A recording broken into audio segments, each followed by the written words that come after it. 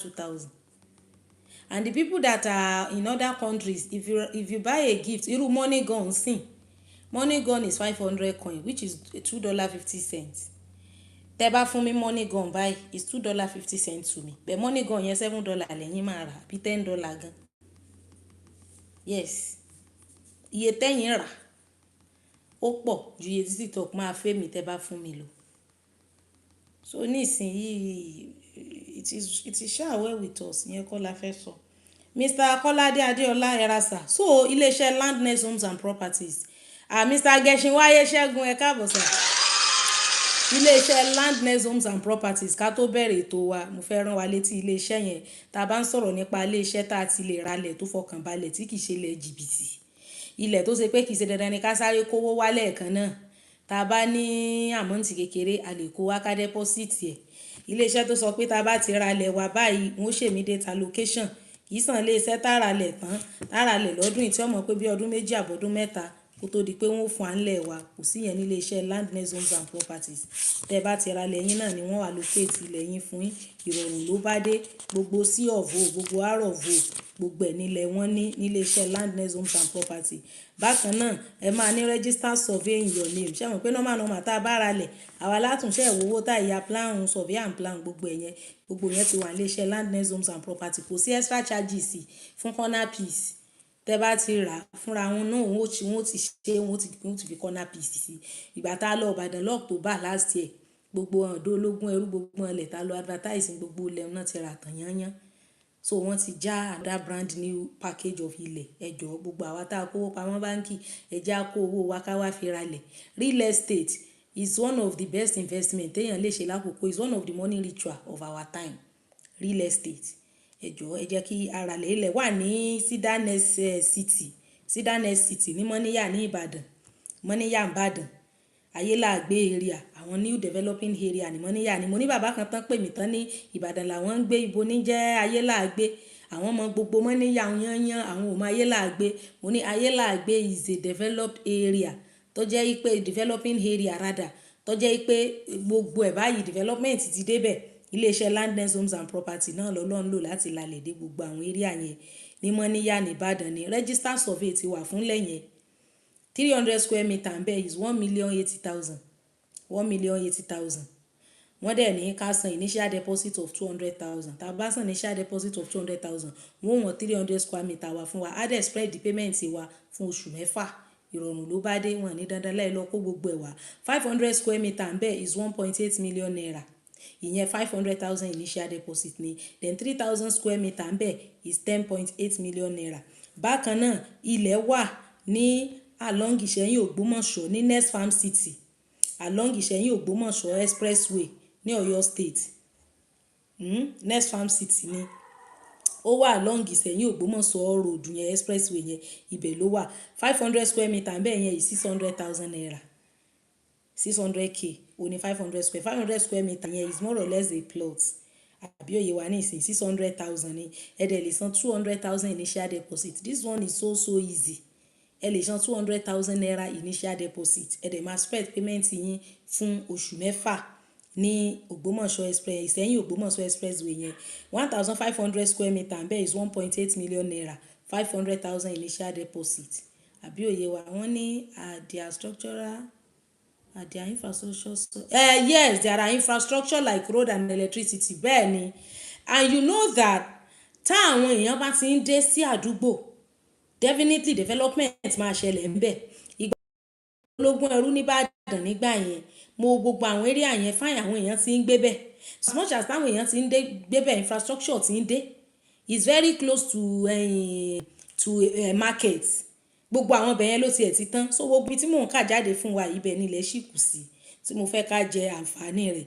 Then níbi Next Farm City tó wà ní along Ìṣẹ̀yìn Ògbómọ̀ṣọ́ yẹn nísìn 600,000 ní 500 square meter bẹ́ẹ̀ ẹ dẹ̀ máa san 200,000 initial deposit and you spread your payment for 6 months. Bákan náà ṣọ́ọ̀bù wà ní Olúyọ̀lé modern market ní Ìbàdàn adé ṣọ́ọ̀bù yẹn náà last year nígbà tán ṣe bẹ̀rẹ̀ kíkọ́ rẹ̀ ṣùgbọ́n nísìnyí wọ́n ti kọ́ gbogbo ẹ̀tàn yányán. Ṣọ́ọ̀bù yẹn tá a bá rà 25 years la fi máa hó ẹ̀ and the sale of that shop is in partnership with Ọ̀yọ́ state government. Yes ìjọba ìpínlẹ̀ Ọ̀yọ́ wọ́n partner pẹ̀lú Landness Homes and Properties in the sale of all of those shops tó wà ní Olúyọ̀lé Modern Market ní New Garage Roundabout nìbàdàn. Ó dojúkọ títì directly báyìí ni, kò sí pé níbo ló wà ẹsẹ̀ máa wá Google map kan tí ó trace wá débẹ̀, kò sí ní tó jọ. Ó dojúkọ títì báyìí ni. Premium shop níbẹ̀ yẹn first floor is 8 million naira, ground floor 9 million naira. Bẹ́ẹ̀ lè ṣe 1 million naira initial deposit and you spread your payment. Ọjọ́ tá a lọ ní last year October yẹn, à ń padà bọ̀ wá sí location wa báyìí ni most àwọn fans wa ti ń deposit fún àwọn ṣọ́ọ̀bù yẹn. Àti ẹ̀ tí ìpadà dé location wa rárá, táwọn èèyàn ti ń sanwó tán ti ń share receipt, tán ti ń sanwó tán ti ń share receipt, you know. And right now the shop is still very much available. Premium shop níbẹ̀ is 8 million naira. Ẹ dẹ̀ lè ṣe 1 million naira initial deposit and you will spread your payment. Tó bá dẹ̀ yẹ pé ẹ fẹ́ rà ẹ fẹ́ fi rẹ́ǹtì ni, ẹ lè ra kẹ́ fi rẹ́ǹtì. Iye tán rẹ́ǹtì ṣọ́ọ̀bù bẹ́ẹ̀ yẹn per year kò ń ṣe kékeré. So when you now buy a shop of 8 million naira and you rented it out for 2 million per annum, ó mì pé láàrin ọdún mẹ́rin ẹ ti máa realize owó yín and you are going to hold that shop for 25 years. You see that is a very very good investment. Bẹ́ẹ̀ ni. Bákan náà Platinum wà. Platinum shop yìí, it comes with a private toilet. The Platinum shop comes with a private toilet whereby you're not sharing toilets with other shop owners. The Platinum shop, the first floor is 11 million naira. You do 2 million naira initial deposit. Then the ground floor is 12 million naira. Ground floor yẹn is a bit òun tó ń gbé pẹ́ẹ́lí ní owó ju òkè lọ. Ṣé àwọn pa àwọn tó ń bá gba òkè, àwọn customer àwọn àṣẹ máa gun staircase wá ni, àbí òye wa bẹ́ẹ̀ yẹn. So ìsàlẹ̀ Platinum is 11 million naira. No, ìsàlẹ̀ ground floor is 12 million. Then first floor is 11 million. Then for premium, first floor is 8 million. Ground floor is 9 million naira. And you can do 1 million naira initial deposit and spread your payments for 6 months. Gbogbo àwọn tó deposit ń gbà yẹn ní October last year tí mo lọ Ìbàdàn yẹn, gbogbo wọn yányán náà ti complete payment wọ́n sìn. So and they now own the shop and they can use it for themselves, for their own personal usage, or they can rent it out. Bákan náà free town park and garden ní Asaba yẹn ní Delta State. Ilẹ̀ wà ń bẹ̀ náà láti iléeṣẹ́ Landness Homes and Property. So ẹ jọ̀ọ́, we can reach out to Landness Homes and Property on 09066989877, or we can reach out to me. You can reach out to me on that number on my screen, or 08163556413. Bẹ́ẹ̀ni, you can reach out to me for more explanation. Ẹ jọ̀ọ́ nítorí Ọlọ́run, ẹ jẹ́ ká fi sọ́kàn. Àwa tó bá jẹ́ pé wọ́n ní please in Ìbàdàn, where is the shop? Shop yẹn wà ní Olúyọ̀lé Modern Market. Olúyọ̀lé Modern Market ló wà ní New Garage Roundabout Ìbàdàn. I was there last year October. I was there in person. Roundabout ibi Olúyọ̀lé ó dojúkọ títì ni directly. Àbí òye abáyé nísìn, New Garage Roundabout ló wà ní Ìbàdàn. And mo ti share video severally lórí page mi. I'm still coming there because my first page is not visible right now on Facebook. First page mi yẹn wọ́n ti disable ẹ̀, bóyá dẹ̀ report ẹ̀ ni kò tẹ̀ yé mi. So orí second page mi mo ti ń ṣe show lórí Facebook nsìn mi sí lórí GMK1 yẹn. The shops are ready. Bẹ́ẹ̀ ni sir, Mr. Ken, the shops are ready. Very very much ready. In fact àwọn tán rà ń bẹ̀ ní last year October yẹn, àwọn yẹn kàn fìgbà gbọ́ra ni, because àtìgbà yẹn àwọn tractor ṣì wà ń bẹ̀ tán demolish gbogbo àwọn building tó wà níbẹ̀. They were still doing the demolishing of all the buildings that were there and all other things. So yeah, àwọn structures tó wà ń bẹ̀ ní gbogbo last year October. But October 16 báyìí, all the shops gbogbo ló ti wà ń bẹ̀.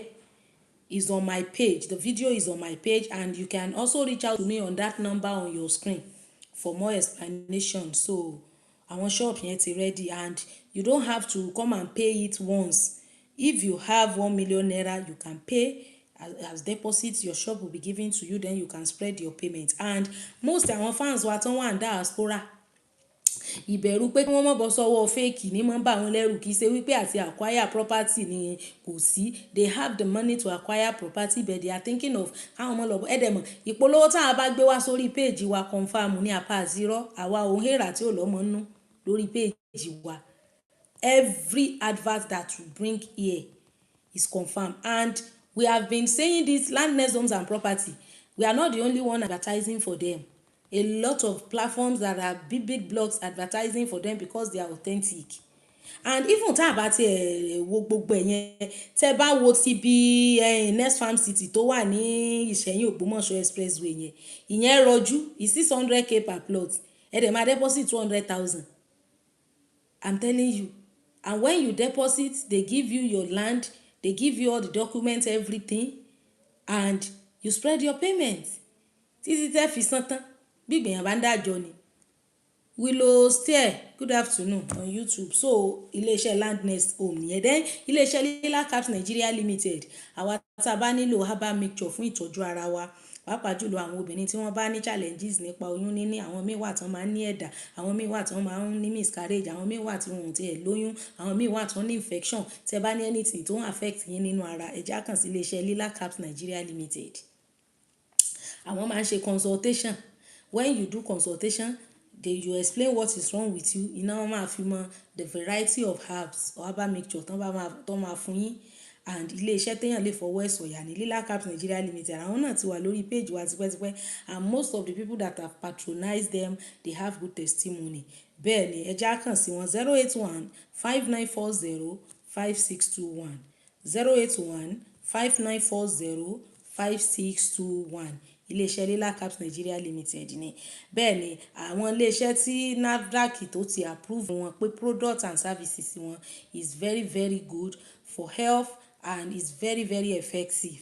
You know, ẹ jẹ́ ká pè wọ́n. Àwọn míì wà, àwọn ọkùnrin míì wà bẹ́yẹn tó jẹ́ pé kó òun ò ṣiṣẹ́ mọ́, tọ́hún dẹ̀ tí ìdarúgbó tó jẹ́ pé ọmọdé ni wọ́n, infection ló bá yí okó ọkùnrin míì jẹ́. Obìnrin míì wà tó jẹ́ wípé infection ló mú tí ò fi jẹ́ wípé kó yún dúró sára rẹ̀. Oríṣiríṣi àwọn nǹkan bẹ́yẹn. Àwọn míì ní ìtọ̀ ṣúgà, àwọn míì ní arthritis tó máa ń fa pain all over their joints. You know, all of those companies are companies that God has helped them to be able to, know the nitty-gritty of all of these things and how to cure them, making use of herbal mixture. 081-5940-5621 iléeṣẹ́ Lila Caps Nigeria Limited là ń pè.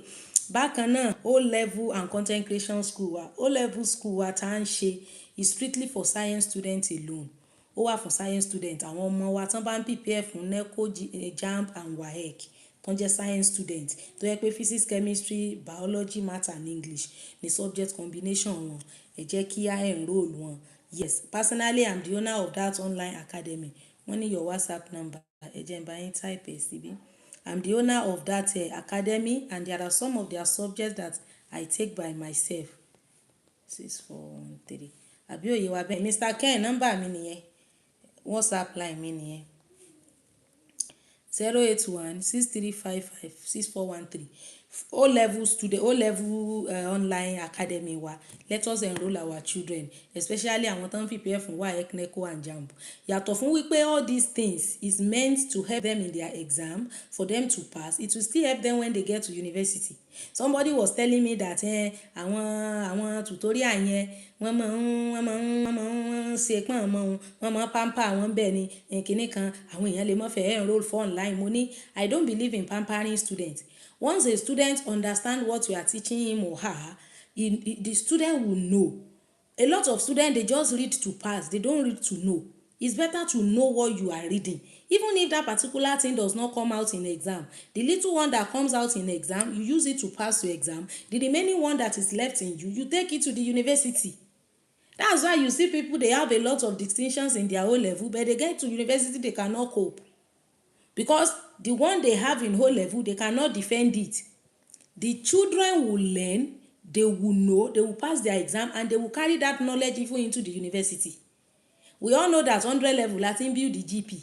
So a child or a student that cannot make it well in 100 level, how will that student graduate with a very good grade? So that is the reason behind this our online academy that we have established, and God is helping us. You know, we use Telegram, at times we use Google Meet, and we have a whole lot of experience to talk. I intentionally make sure that I even pay for the data of those tutors. After paying them for the period, only 18 months of a period, I will still pay them for their data. which other people don't even do. In those days èmi náà ti ṣàwọn iṣẹ́ kìíní, even though I have O-level school that I was running, it was during lockdown and coronavirus that school fold up. Of course, when I started it on Zoom, I was doing it, but later there was a time that I have to go to other A-level schools to teach. I know how much they pay per period then, but I make sure that when I get this tutor, I make sure that I do things that will encourage them, and the students have been having a nice time learning. So gbogbo ọmọ tí ń ṣe kiri tí ń tẹ fóònù kiri yẹn, let us enroll them.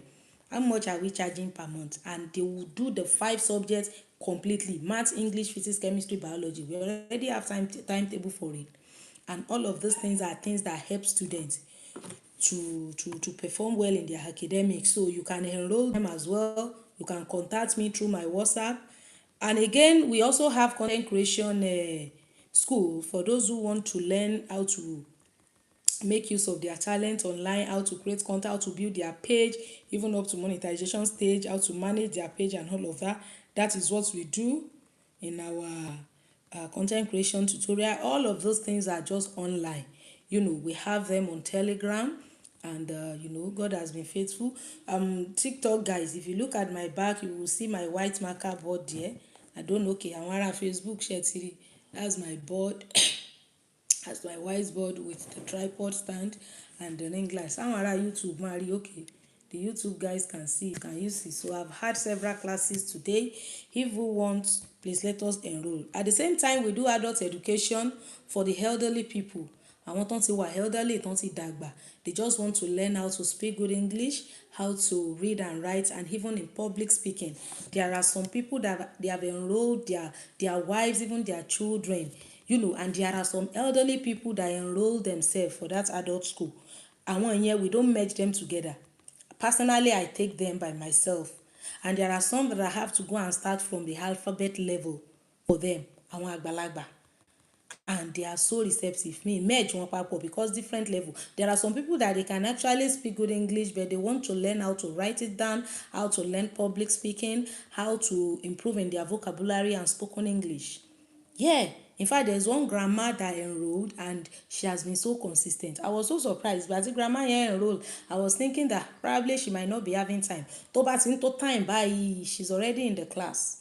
So if you want to learn how to speak good English, or you have somebody, maybe you have your wife. In fact, there was a woman that it was her husband that enrolled her, and she too, she has always been consistent in that class.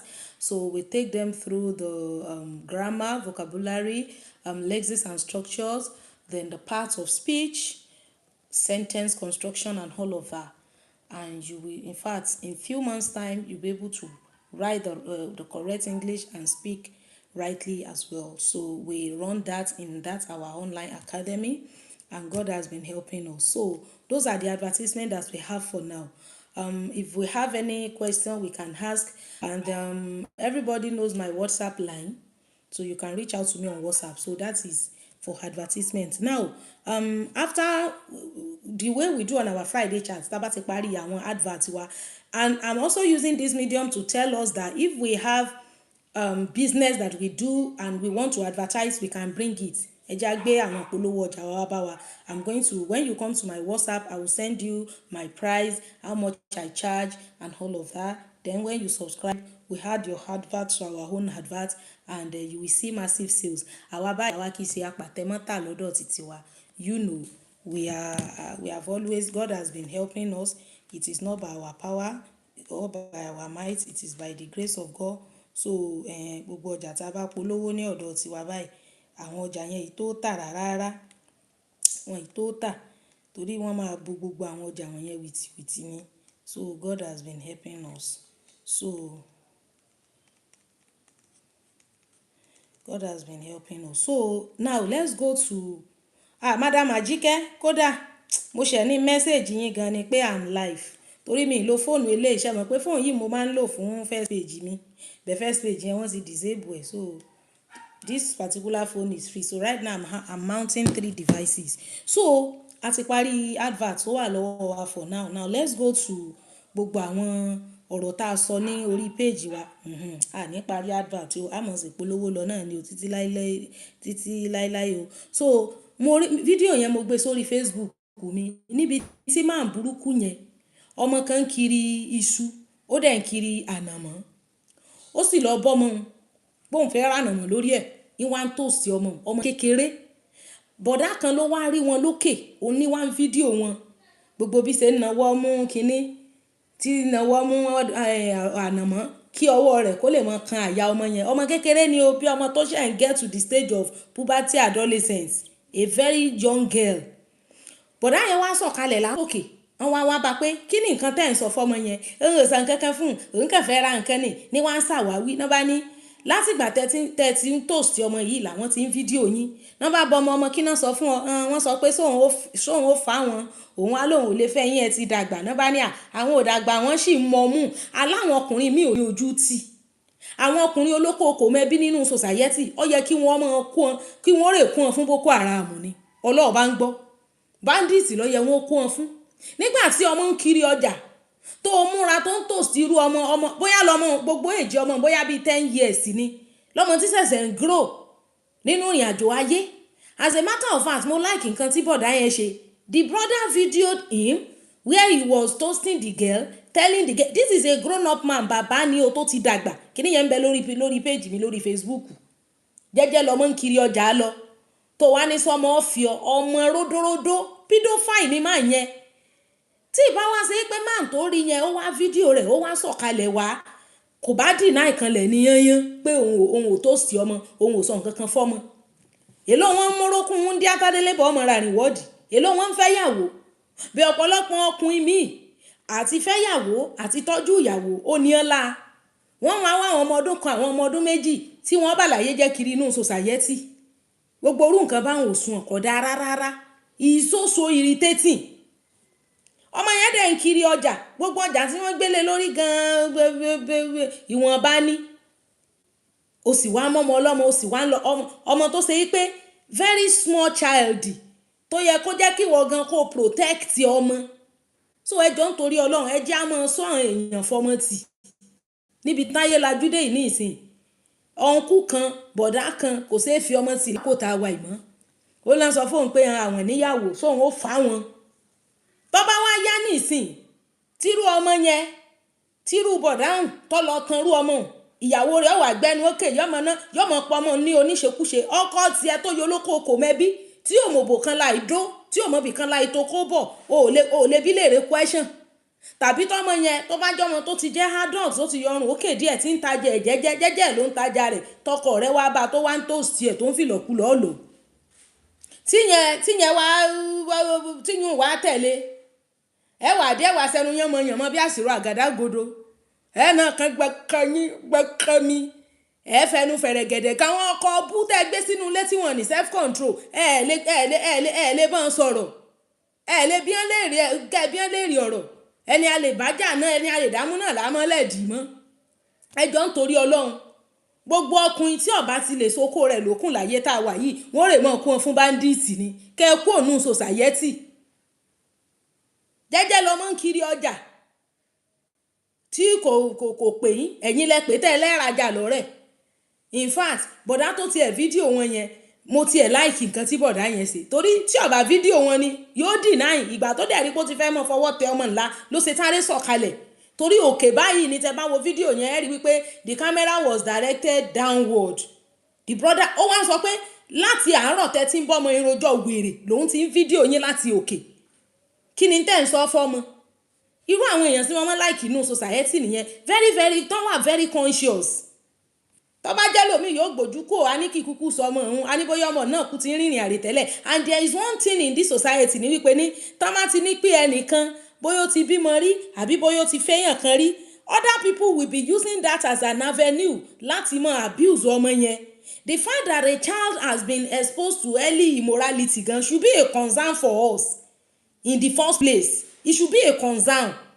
kò gbọ́dọ̀ jẹ́ nǹkan tó jẹ́ pàtó wá mọ́ òdìlé lórí pé yan kinní kan bàbá kan náà ní bọ́mọ inú rẹ̀ sùn lágídígbò yẹn tálàjì ń bí léèrè ọ̀rọ̀ tó ní ohun ọ̀bá ń bàlẹ̀ ohun òkùnkùn bọ́mọ ń bàlẹ̀ ń gbọ̀bọ̀ wá bá ń bàlẹ̀ dandan ni kí wọn náà tún kọ́ntínú láti máa bá yí ọmọ jẹ́ sí ṣé ìyẹn ni guarantee àbí ìyẹn ló fún wọn náà ní audacity láti lọ́ máa bá yí ọmọ jẹ́ sí gbogbo ọkùnrin tí ó bá ti lè sóko rẹ̀ lókun kó lọ sí hospital kó sọ fún wọn bẹ́ẹ̀ kí wọ́n tẹ̀ ń lọ́dà kì í ṣe dandan ni kéèyàn wà nínú society láti mọ hùwà burúkú ẹ níyàwó sínú ilé ẹ mọ sórí ibú òfò káàkiri àdúgbò ẹ máa mọ ọmọ inú yín ẹ rè mọ fọtíàn la imagine aláìlójútì kírù yẹn ọmọ tó lè bí tó lè fokó ẹbí ọwọ́ à ń sọ fún un pé wọ́n sì mọyàn ńgbà tọmọ sọ fún ẹ pé èmi ò lè fẹ́ yín o ẹ ti dàgbà àfi pé kí ni irú ọmọ yẹn mọ̀ gan nípa fífẹ́ òun pòlùtì ọkàn ọmọ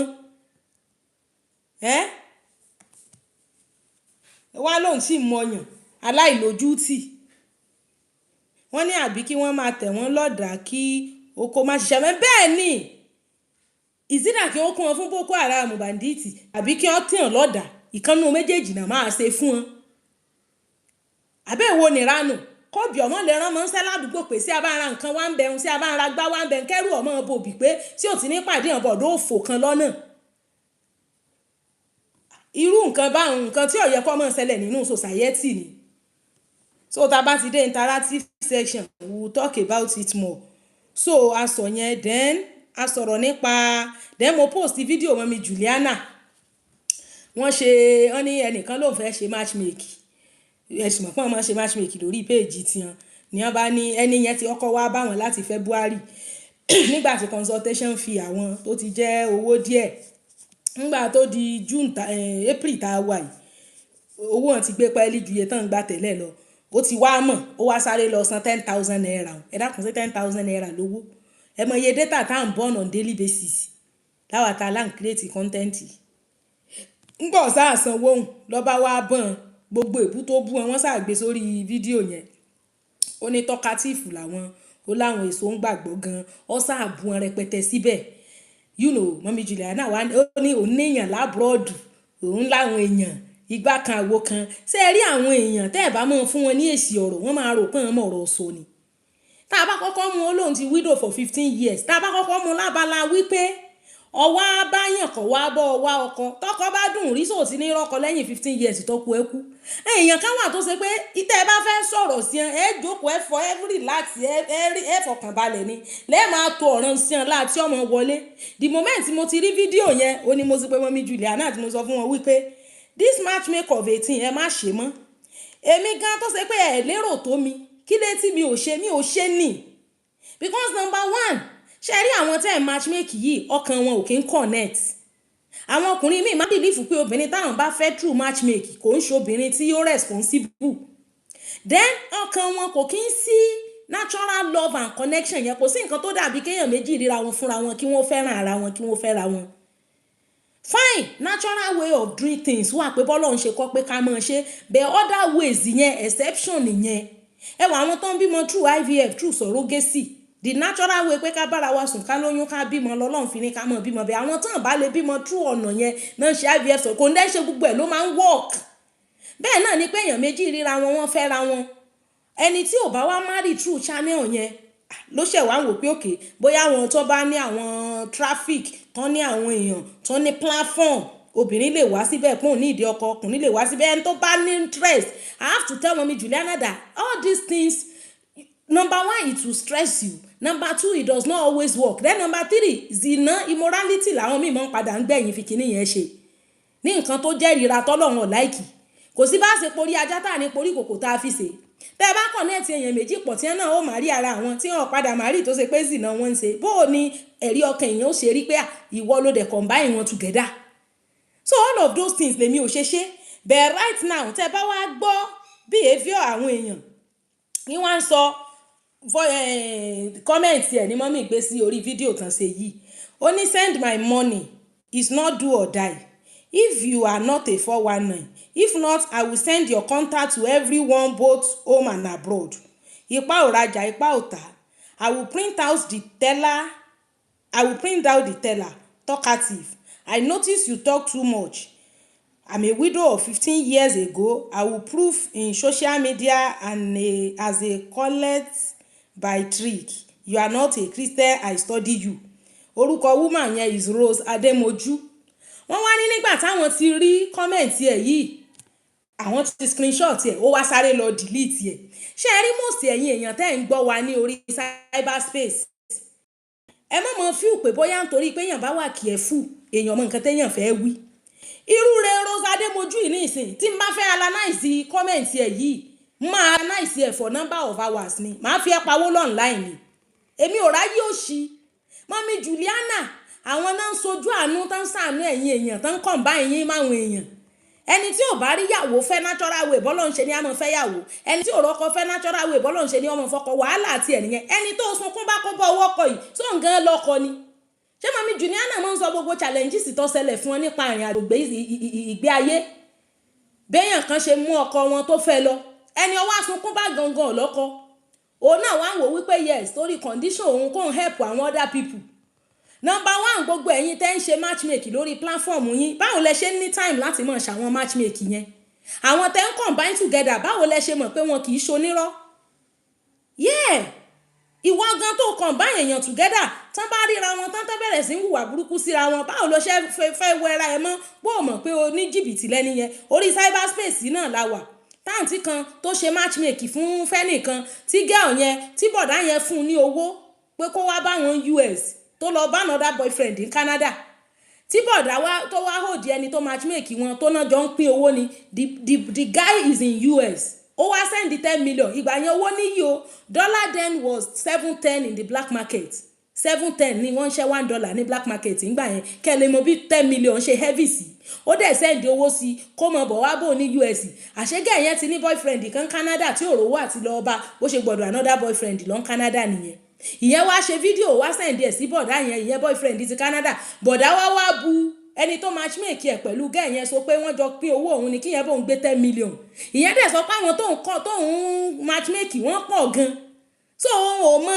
the exact girl tẹ́ ń bá wí tí a mọ̀ pé wọ́n mọ send the picture náà ni ẹlòmíì onírọ̀ ayé ni yóò lóun single mother irọ́ dẹ̀ ni kò kí ń ṣe single mother irọ́ ti pọ̀ jù so now ẹnìkan wá ń sọ fún mọ́mí Juliana wípé ní òun bóun ṣe wà yìí òun ti san 300,000 sórí platform kan fún matchmaking ara òun tún san 300 fọ́mọ òun tún san 250 fẹ́nìkan all these people tán sanwó fún they are popular people on cyberspace o pé nǹkan kan ò tẹ̀yìn ẹ̀ yọ eléyìí wá san 10 naira egbére 10,000 egbére ibo lẹ ti ń ráwọn olóòórùn àtàwọn alákìísà tọwọ́ wọn ò tẹnu tán máa lanu gbàgàdà máa sọ̀rọ̀ sí yín nítorí ojú àánú tẹ̀ ń ṣe fún wọn gbogbo ẹ̀yin tẹ́ ń ṣe matchmaking lórí platform yín ẹ má ṣe matchmaking mọ́ bẹ́ẹ̀ ni mo sọ fún yín Bible says gold and silver are the inheritance of the fathers but a good spouse is from the Lord bẹ́ẹ̀ ni wúrà àti fàdákà ara àwọn ogún tá à ń jẹ lára àwọn òbí wa ni ṣùgbọ́n ẹ̀bùn ọkọ àbí ìyàwó àtọ̀dọ̀ Ọlọ́run ló ti wá ẹni Ọlọ́run ọba fún lọ́kọ kò fún un ẹni Ọlọ́run ọba fún ìyàwó kò fún un èèwọ̀ nìrẹ́gbẹ̀ ọwọ́ lanu gbàgàdà ní ìsìn ó ní send my money èló lówó tó send tí n bá máa analyze comment yìí word for word ni máa jòkó tí máa rí láti ti máa analyze send my money ṣé owó tó oníkan send yẹn ṣé wọ́n wá tọwọ́ bọ̀ lápò mú owó yẹn ni àbí ọwọ́nú yàrá ẹ̀ wá mú send my money is it the money that she was owing you or the money you intentionally sent to her wọ́n sọ fún ẹ pé price àwọn ti change èmi I don't do matchmake and if you want to book a session with me you cannot come to my DM start chatting then we start talking. You have to pay consultation fee èmi ò dẹ̀ ń charge irú àwọn owó olóòórùn báyìí my charges is not for the week gbogbo ọ̀rọ̀ ọmọ mi Juliana yìí yan ní ara àyè tí ara àyè tí yín kì í sì ṣe pé ara àyè náà bá ṣe wà nọ́ọ̀sì ni nọ́ọ̀sì yìí fi gbogbo ara àyè bá náà tààrà ibi wọn ti wá mú time out of no time tí wọ́n fi ń attend sí gbogbo olóòórùn elékìsà yìí mọ́ bí tí wọ́n ti rí mo ti send the voice note sí ọ ní sí ọ̀sán yìí ẹ má ṣe matchmaking fẹ́ nìkan kan mọ́ gbogbo friendship group where this man two group there is no group anywhere ẹni tí ò bá rí ìyàwó fẹ́ ìṣòro tiẹ̀ kó sóko rẹ̀ lókùn obìnrin tí ò bá rọ́kọ fẹ́ ìṣòro tiẹ̀ nìyẹn kì í ṣe dandan lọ́kọ nínú ìrìn àjò ayé ẹjọ́ ń torí Ọlọ́run send my money ṣé ó jí owó ẹ gbé wánú yàrá ẹ wá jí owó gbé because ìwọ gan ní ìsìn wọ́n sọ fún ẹ pé iye báyìí lówó as at February price ti wá change ó sì ti mọ̀ ó wá sáré lọ san price February yẹn ó wá ní ọbọ̀ owó ọkọ̀ kò sẹ́ni kan tó lè bẹ́ anybody wọ́kọ̀ sáwọn manufacture ọkọ̀ nínú yàrá wọn ni torí àwọn máa gbá yín láwọn platform ni there are a lot of people tó yẹ pé ń gbé alẹ́ fẹ́ matchmake wọn fáwọn èèyàn gan ìgbà yẹn lẹ́tọ̀ọ́ mọ reason tán fi single you will now see the reason why they are single tán fi rọ́kọ gan torí ẹlòmíì ìwò òfò ìwà abú ní bẹ́nu ayé rẹ̀ ọjọ́ kan tí madam tí sọ̀rọ̀ nípa woman kan tí ìyẹn náà wá matchmake wọ́dọ̀ wọn ni ló bá ní òun ò lọ fẹjọ́ àwọn sùn ó ṣáà ti fabricate irọ́ tí ó lọ pamọ́ wọn láwọn wá sọ fún pé this is the exact reason why your husband left you with 3 children you don't have a good mind ó dẹ̀ ti ń pe àwọn lórúkọ táwọn ò jẹ́, ó ti sáré ń tàgì àwọn, ó ti ń kọ́ọ̀lì àwọn ní names all because ó sanwó. Àwọn tó ń sanwó sákàǹtì àwọn wọ́n pọ̀. There are other things táwọn ń ṣe. Irú èmi sìn, I do training. Mo ní online academy where I train people. I have tutors that train people for me. I pay them. There are people I teach by myself. Mo ṣe parí advert yẹn tán sìn. I do advertisements for companies. It's your sign kí n tó tan live stream. A lot of people have reached out to me. Mommy Tai have reached out to me with some amount.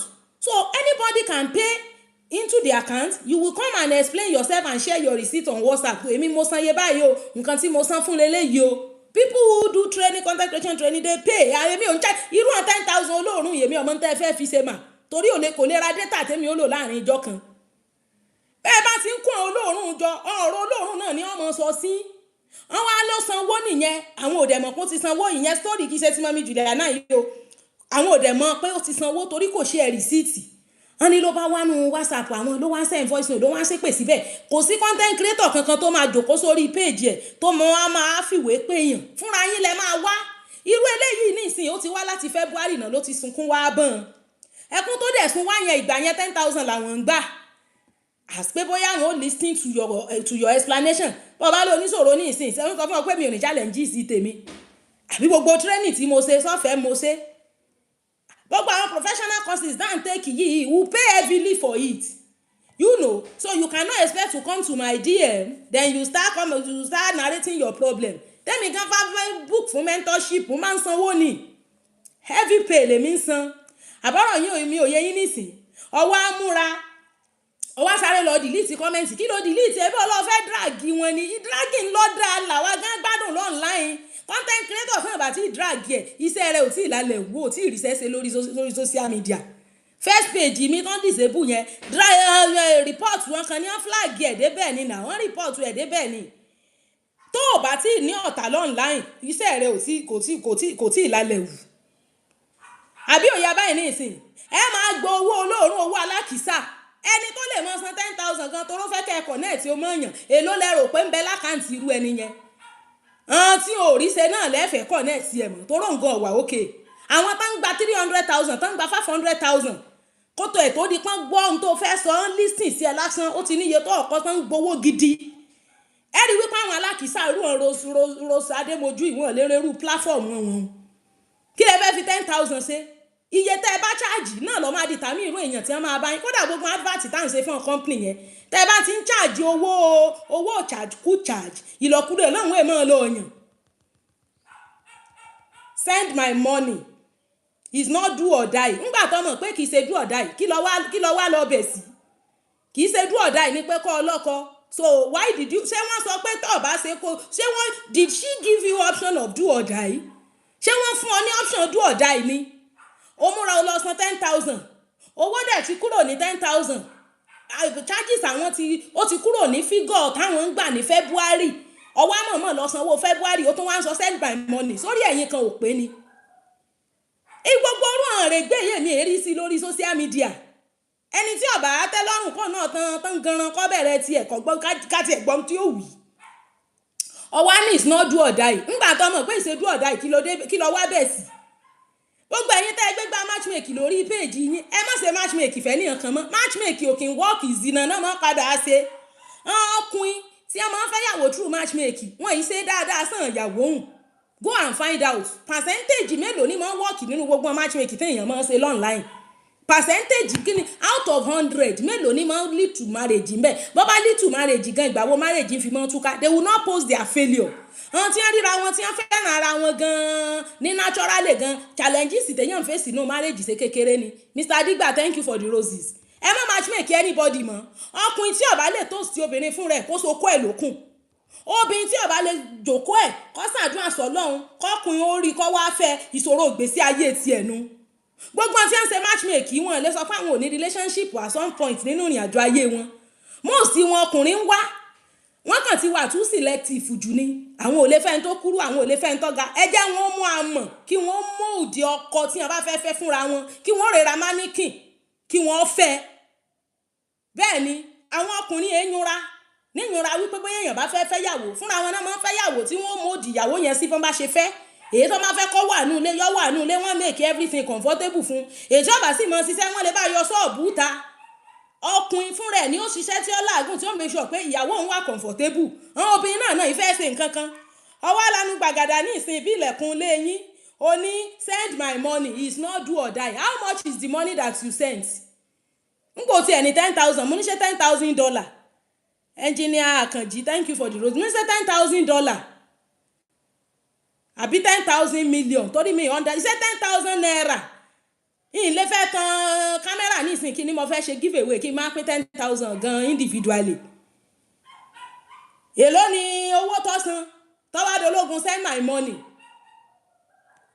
you know it's not do or die if you are not a 419 sórí àwọn ìyá rẹ burú ni ìwọ gan 419 ẹ gbogbo orun olóbù sán báyìí bàbá ti ń rí ẹ mọ send the comment wọn àwọn ọ̀bọ̀n alanice ẹ̀ if you are not a 419 ìwọ gangan ni 419 nítorí wípé nítò wọ́n ti sọ fún ọ pé iye báyìí làwọn ń gbà price wọ́n sì ti change ọwọ́ sáré gbẹ̀yìn lọ san old price ọ̀fẹ́ placement inú that's a trick nìyẹn àwa máa analyze the intention the state of your mind làwa máa go into then we tell you the state of your mind ó dẹ̀ máa dàbí wípé bó ṣe ń rò làwa ń rí yeah because I don't know what you meant gbogbo àwọn tẹ lọ ń bá kán bá yín matchmake yín fọkùnrin sáwọn matchmake wọ́n manufacture ọkọ nínú ilé tiwọn ni kò sọ́kọ níbì kankan ṣebí torí ẹ̀ lásán sọ fún yín pé gbogbo ẹ̀yin tẹ bá lọ́kọ ẹ ṣe dáadáa sáwọn ọkọ yín kò sọ́kọ ń tà I'm telling you so ẹni tó ní kó matchmake ẹ fún yàn àwọn ọkùnrin náà ni wọ́n wà àwọn nídìí ìyàwó so tó bá ṣe fídíò tẹ́ ẹ̀ post ẹ̀ tẹ́ ẹ̀ share ẹ̀ tẹ́ ẹ̀ ṣe kan you know kò sí báwọn ọkùnrin tán náà nídìí ìyàwó ṣe máa rí fídíò ẹ̀ tán máa wá rẹ́gísítà lọ́dọ̀ ẹ̀ gbogbo ọkùnrin tó bá sì wá sí matchmaking platform láti wá fẹ́ yàwó àwọn yẹn zìnà náà fẹ́ wá ṣe àwọn yẹn ò nídìí ìyàwó ọkùnrin tó bá nídìí ìyàwó ọmọ ibi tó máa ń orílẹ̀ àti ríyàwó òṣòro fún ọkùnrin obìnrin challenges àti lọ́kọ máa ń pọ̀ fún kọ́ tètè gbọ́ báyìí náà sìn ń bọ̀ ó wá sọ pé if not I will send your contact to everyone both home and abroad ṣe rí èèyàn yìí ẹ ti jọra yín lójújù ẹ send contact èèyàn kan to everyone ṣé wọ́n mọ̀ pé o fẹ́ tún mọ̀ o fẹ́ publicize ẹni yẹn sí ni you will send our contact to everyone wípé kí ni is it not even a thing of shame for you you will send our contact to everyone pé kí ni pé o rajà lórí ẹ̀ o sanwó kò deliver ọjà fún ẹ àbí wípé kò lọ bọ́ gbé ọkọ lọ́kọ kan nínú ilé kó wá bùn ọ ọ̀pọ̀lọpọ̀ yín bá máa tún kí yín fọkùnrin náà ẹ padà gbá ọkùnrin gbẹ̀yìn ni ẹ padà lu ọkùnrin ní jìbìtì gbẹ̀yìn èpè lọkùnrin wọn padà mọ̀ ọ́n sẹ́ fún ẹni tó matchmake yín fún un torí ibú òfò náà lẹ́gbẹ̀rẹ́ ká ọkùnrin mọ̀lé because I don't know what you mean by saying that you will send our contact to everyone home and abroad. What is special in sending somebody's contact to people home and abroad? Ará abroad gan ìyà ń jẹ lómi ń bẹ̀ kọ̀ọ̀kan lé wálé ni àwọn òsì náà tẹ́lẹ̀ fa abroad halẹ̀ mọ́ confam la wà honestly yàtọ̀ fún gbogbo ọbẹ̀ sí community tán olóṣèlú gbogbo ìjọba wa tí wọ́n kó jẹ kí ni hàn lú èbóhùn kí ni wọ́n ní tó a tí ìbá ṣe pé kọ́lọ̀ bá ní palẹ̀ olórí burúkú lídò òfò kọ́lọ̀ bá ní palẹ̀ wọn mọ́ kó Nàìjíríà home and abroad ìwọ mọ̀yàn labroad oníyàn ní home and abroad kí lọ wá ń wọ́kọ̀ wá sórí matchmake platform sí ó yọrẹ fáwọn ará abroad tó máa sẹ́yìn ó kọ́ ọmọ mi Juliana sí ọlọ́yọ̀ ń kọ́ ọ fẹ́ kí lọ wá ṣe matchmake when you have people home and abroad tó lè send contact èèyàn sí ẹ má máa tanra yín bí àwa máa ń dákẹ́ ni nítorí àwa mọ̀ wípé ní àwa ò ní fẹ́ jẹ̀bi àwọn èèyàn ń gbà ó lanu gbàgàdà ní ìsìn tó ní send my money how much is the money that you send to her 10,000 naira tí má fẹ́ fún yàn rú nǹkan bá gan yín mọ̀ nínú ọkàn mi wípé sí ò ṣe bí pé mo fẹ́ embarrass ẹni yìí ò ṣe pé mo fẹ́ embarrass ẹ with this figure ṣé kò kéré jù ẹ wá lanu gbàgàdà ní ìsìn ẹ wá ní pé ní SNDS ó mà náà what is special about people abroad ẹ̀yin táwọn ará abroad ń bọ́ ẹ̀yin ló jọ lójú bẹ́ẹ̀ ni àwọn ọ̀ràn èèyàn sẹ́ńbi táwà jókòó sí ń bí àbí òye báyìí ní ìsìn mo sọ fún mọ́mí Juliana ẹ má ṣe matchmake mọ́ àti gbogbo ẹ̀yin tẹ́ ń ṣe matchmake lórí péèjì yín àwọn tẹ́ matchmake náà rè àwọn ni ó ń bu yìí láwọn tó rí ẹlòmíì ò pé ọwọ́ ní ipa ò rajà ipa ò sì tà. I will print out the teller. Ngbà bá print out to teller 10,000 naira kí ló wá tuntun náà yẹn tójú òrìrí mo ti rò pé bíi 10 million ni àbí bíi $10,000 $10,000 ní ìsìn is running to maybe 13 million 14 million. Mo á ní àṣẹ $10,000 àbí 10 million 10,000 naira. Print teller yẹn ó wá pè wọ́n talkative ẹ dákun ta ni èsè talkative lórí cyberspace. If she's not a talkative, would you have come across her platform? Ṣebí nítorí ọ̀rọ̀ tí wọ́n ń sọ online náà ni wọ́n náà ṣe rí ọ talkative náà ni wọ́n náà fi fẹ́ torí ẹ̀ wọ́kọ lọ́dọ̀ wọn sórí yín burú sórí yín ò pé ṣé ẹ wọ wèrè ni kẹ́yìn ó pè mí talkative ní ìsìn ṣé mi ò mọ̀ pé talkative ni mí ta ló fẹ́ ṣiṣẹ́ sọ̀rọ̀sọ̀rọ̀ tí ò ní jẹ́ wípé ọ̀rọ̀ gbúdọ̀ ọ̀rọ̀ lọ́rùn Ọlọ́run ló fi rọ̀ àlọ́run àwọn ọ̀ràn yín ṣe kílẹ̀ tó fi sáré delete kọ́mẹ́ǹtì èèyàn máa ń dúró gidigba ní téèyàn bá sọ you stand by it ọwá ní talkative Ọlọ́mọ jẹ́ rógun tí ìfini jẹ́ talkative mọ́ inú ọ̀rọ̀ náà lèèyàn tó rówó òwò ọmọ pé all this our platform dey pay kẹ́ẹ̀kọ́ sì dànù ẹ bá fẹ́ sọ̀rọ̀ sáwọn èèyàn ẹ sọ̀rọ̀ sáà tí ọmọ ọ̀rọ̀ gbọ́ tí ò lè sí ọ̀rọ̀ tí wọ́n fún yín kẹ́ẹ̀kọ́ sì dànù talkative oh you know she's a talkative why did you now come to her platform pé kó bọ́ ọwọ́ kọ kì í ṣẹjọ́ náà ní ọ̀rọ̀ sínú fídíò pé tó gbogbo ẹ̀yin tẹ́ ẹ bá ń wáyàwó ẹ mọ̀ bọ́ o àwọn láwọn single mother o àwọn láwọn widow tán wọ́kọ o kì í ṣẹjọ́ náà wọ́n rò ó lè pè ń talkative ní ìsìn ń gba tí o ní agbára láti san owó charges wọn àwọn obìnrin nu tó bí wáyà wọn ni wọn ò fẹ́ràn mi ta ló ní ìdí ìfẹ́ràn yín Ọlọ́run ò ní jẹ́ kémi àti yín ó rẹ́ tí Jésù ó fi dé. I don't need your friendship because you people you are so evil and full of hypocrisy. Kì í ṣe nínú talkative capacity ẹ̀yẹn náà ni ó ti rojọ́ tọkọ tí ó fi ó fi wá àbá ní manufacture ọkọ nínú ilé wọn. Now only I noticed that you talk too much. She talks too much and you pay consultation fee into her account to help you to find husband. Ẹni tí ó bá talk too much kò lè make ẹ lórí cyberspace. Bẹ́ẹ̀ ni mo sọ fún ọ. Somebody that does not talk too much. Wọ́n ní that is enough wo nǹkan tí wọn ò tí ì bẹ̀rẹ̀ ṣé bí mo ẹ̀sẹ̀ ń ṣàlàyé ni kọ́mẹ̀ntì ẹ̀ lèmi ń explain yìí tí ì sọ ọ̀rọ̀ tí mo fẹ́ ṣe lé lórí gan ń èdè bí mo ń lọ èmi ṣe bẹ̀rẹ̀ ni Mr. Akin Adékúnlé Moronfolu I'm just analysing her comments nígbà tí another content creator bá máa analyse comments ẹ máa kúrò lórí platform yẹn ni torí ètí mo sọ títí ń feel uncomfortable èmi ṣe ń ṣàlàyé ni èmi tọ́kọ lèmi ń kà mí tí ìsọ tèmi lé lórí ẹ kó òṣì dànù ẹni tí ò bá rí yàwó fẹ́ kó soko rẹ̀ lókùn kì í ṣe dandan lèèyàn fífẹ́ yàwó kò sọ́kọ kò sí yàwó ń bí kankan Ọlọ́run ní fúnyàn lọ́kọ Ọlọ́run ní fúnyàn yàwó. Yes they should stop the matchmake gbogbo àwọn tẹ́ matchmake náà ní ń bu yìí. Now ó wá ní I notice you talk too much. Who does not talk too much? Who is a content creator that will make it on cyberspace and will not talk too much? Irú èmi báyìí ní ìsìn ọ̀rọ̀ mọ̀ ń sọ tí mo fi ń rówó gbà ẹni tí ó bá tẹ́ lọ́rùn kò kó lórí platform mi. Now so talking too much yẹn is a plus for us àwa ò kó yẹn jẹ. Ó wá ní widow loan for the past 15 years. You know bẹ́ẹ̀ bá widow for the past 15 years is not small. As a matter of fact àmì nǹkan bá ní ìsìn tán wìdó tó jẹ́ pé single mother ní ọtọ́kọ wọn ń bẹ láyé wọ́n kọ́kọ́ wọn rì màrí ìyá kan lórí cyberspace kò lè bú tí òbú wọn tán lẹ́sùn pé ń rì màrí bọ́kọ bá dùn rí ọyọ ti rì màrí láti gbàhùn kò sí ní tó burú bẹ́ẹ̀ ẹlòmíì ọkọ kan January kó sì tó di December ọdún yóò sì ti rì màrí yọ̀bọ̀ lé ọkọ mi ẹni tí ó bá tẹ́ lọ́rùn tó bá ṣe hà kẹ́nu rẹ̀ ọ̀yà dórí bọ́kọ bá dùn rí 15 years ọyọ ti rì màrí kó ti kó lé ọkọ mi ìkojò kò dá bẹ́ẹ̀ ẹ kó sì dànù ńgbẹ bá sọ̀rọ̀ tẹ sọ tí ọ̀yẹ́ sọ́dẹ̀ bá wà ń fún ilé sí wọ́n máa létí tó bá gbogbo ẹni ọba ló ti tó bá wà máa wọ̀n lé pè ní.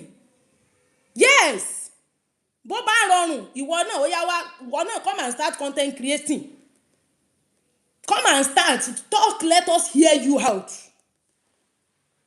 kẹ́ ẹ bá bí ràbí náà sí yín dànù èyí ọ̀yẹ́ ń sọ̀rọ̀ dáadáa ní aspect ibẹ̀ I don't want to talk too much on that because àwọn widow kan wà tó ṣe wípé ní àwọn ò rí bí eléyìí bí irú Rose Adémojú yìí àwọn ò rí bí rẹ̀ rárá. Yeah widowhood sì rèé Ọlọ́run ni mo invite wọn síbẹ̀ kì í ṣe group sí wọ́n invite èèyàn sí pé ẹ wá join group wọn, it is God that invites. ṣùgbọ́n wípé kéèyàn kan kẹ́ ẹ wá mọ́ ní send my money yẹ 419 lórí èlò 10,000 naira orí ẹni yẹn ò tún pé lẹ́ẹ̀kan sí kẹ́ ẹ kó ṣì dànù. kí ni mọ́mí Juliana ń gbarú irú owó egbére bá ń gan sí? kí lẹ fẹ́ fi irú yẹn ṣe? ẹ̀yin ọmọ pé iye tẹ́ ẹ bá ṣáàjì náà ni wọ́n fi gbé yín, ni wọ́n fi àdírẹ́sì yín. sí à lè lọ bá madam TNT àbọ̀n lè lọ bá lẹ́gẹ́mì àmì àbáwọn wo ni wọ́n tún ṣe matchmake lórí platform, wọ́n lè lọ san 10,000 fáwọn yẹn. mo béèrè wò ń gbé pé 10,000 náà lẹ́yìn gbà náà lójó lè máa sọ ọrú gbogbo àṣẹ tí ń sọ yìí náà. I don't want riffraff on my page. Me very riffraff nínú DM mi. If you cannot pay my bills, you go away. And me, I know they do matchmaking gan. Èmi kì í ṣe. I don't believe in it. Ó wá ló ti ń work for the past 15 years. Tọ́kọ bá dùn rí kí ni òjò ọ̀rọ̀ kan ní 15 years ago. Prince, thank you for the roses. Kí ni òjò ọ̀rọ̀ kan látọdún 15 sẹ́yìn. Àní ẹlòmíì báyìí nígbà bá interact pẹ̀lú wọn. Ìgbà yẹn lẹ́tọ̀ọ́ mọ reason tí wọn ò fi rọ́kọ gan. Lẹ́tọ̀ọ́ mọ reason why they are single. Sincerely. Ọya gbóhùn sókè kí ló tún wí? Ó ní proof on social media as a collect English yẹn gan correct. Collect by trick. You are not a Christian, I study you. Báwo ni wọ́n ṣe Christiani? Okay, you study her that she's not a good person. Why did you now go to her that she should help you to find husband? Ó ló ń collect by trick. How is she collecting by trick? Báwo ló ṣe ń collect? Ṣé olórí burúkú lọ́pọ̀lọpọ̀ yín ni? Alẹ́yìn obìnrin ṣẹ́ ẹ̀yin obìnrin kan. Èmi yín ò lè rẹ́tí Jésù ó fi dé. With this rubbish mentality that you have. Jẹ́jẹ́ lójókòó tó lọ bá kó bọ́ ọwọ́ kọ. Owó tó ń san ó ti yàtọ̀ sí owó tó ń san tẹ́lẹ̀tẹ́lẹ̀. Ó wá lọ san old price intentionally. You are the 419 here. You are the 419 here, and your status is questionable. Status ẹ wà questionable. Very, very questionable. Because for you to have this kind of mindset towards somebody tó ní fún ọkọ wa bọ̀ wọ́kọ, how much more ẹni ìwọ tó ń seek help tó dẹ̀ ń sọ báyìí sẹ́ni tó fẹ́ help rẹ kí ló ṣe sẹ́ni kò tẹ́ nídìí help kankan lọ́wọ́ ara yín tàbí ẹni tó fi òpó ṣe lóore oore wo níbẹ̀ lọ́wọ́ ọrú yín tẹ́ fẹ́ ṣe oore kí nìpa yín ṣèdí. Kí ni tẹ́ wúlò fún? Gbogbo ẹ̀yin tẹ́ ń ṣe matchmaking lórí platform yín stop doing látijọ́ tẹ́ ti ń ṣe náà ọkọ àtìyàwó marriage mélòó ni wọ́n ti ṣe látorí platform yín. Ṣé bá àwọn ọ̀rẹ́ abánidẹ́ṣẹ̀ náà wọ́n ríra wọn he ń bẹ̀? Ṣé bá máa ń jà àtúká ni? Kò sí matchmaking kankan Ọlọ́run ní fún yàn ìyàwó Ọlọ́run ní fún yàn lọ́kọ. Ẹni tí ọ̀bà rọ́kọ fẹ́ kórè wábi jòkó dandan kọ́ lọ́kọ nínú ìrìn àjò ayé. Dandan kọ́ ni ọkọ. Àwọn obìnrin tẹ́ matchmaking kẹ́ wá matchmaking eléyìí fọ́kùnrin kan.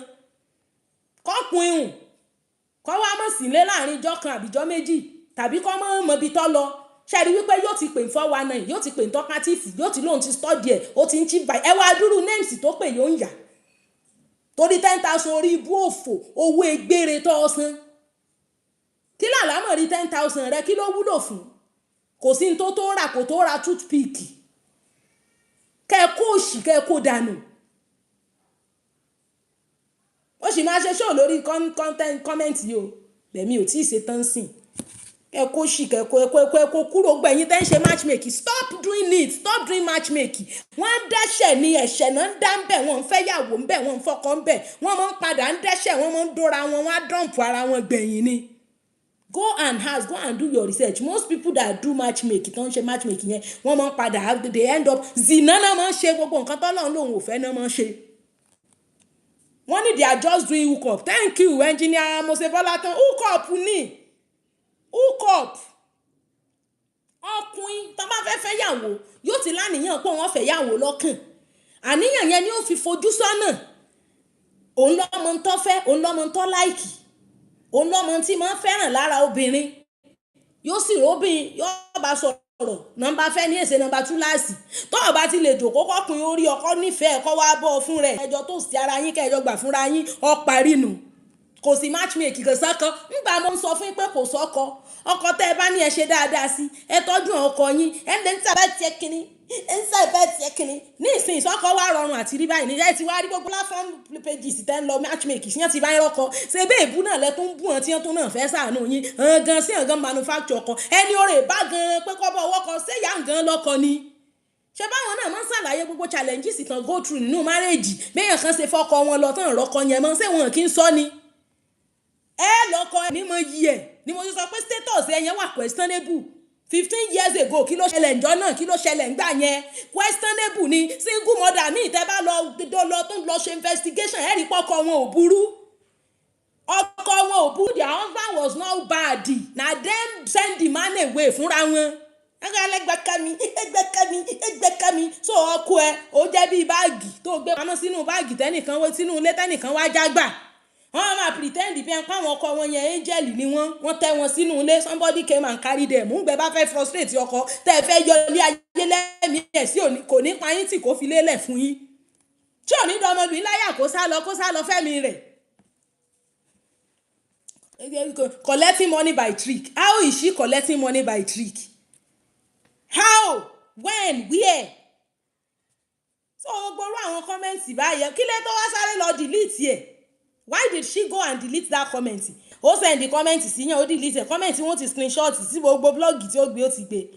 Ẹ lọ wá bí jókòó sí mo sọ fún yín pé kò sí ọkọ kankan gbogbo ẹni tó bá ti lọ́kọ tí ó bá ti mọ iye ọkọ tó ní kò ní lọ́kọ tí Jésù ó fi padà dé bí wọ́n bá jẹ ìkẹ́nìkan tí wọ́n sunkún ẹ̀ lẹ́nujọ́ mẹ́ta tí wọ́n lé fọ́kàn ìgbàkan nígbà tí wọ́n mi Juliana gan reply kínní tó ní I will send your name everybody will drag wọ́n ní ta ni wọ́n drag lórí social media gbogbo tí wọ́n drag tèmi tán là ń sọ̀rọ̀ polygyny à ń ṣe àmọ́ àwọn dà lẹ́nì gbogbo dragging yẹn ló tún promote ayé wa sí èsì sí ìgbà tán bú sí sí pé fọ́kàn ó ṣe ó ṣàwé ògìní kan gbogbo tán drag wọn dà lónìí àǹtí bọ́lá ọmọ Èkìtì tán drag ó ti sílé iṣẹ́ nìsín gbogbo tán drag ayé wọn progress ẹ̀yìn jókòó síbì kan ẹ̀dòbòdélẹ̀ síbẹ̀ ẹ̀ ní ìlọsíwájú.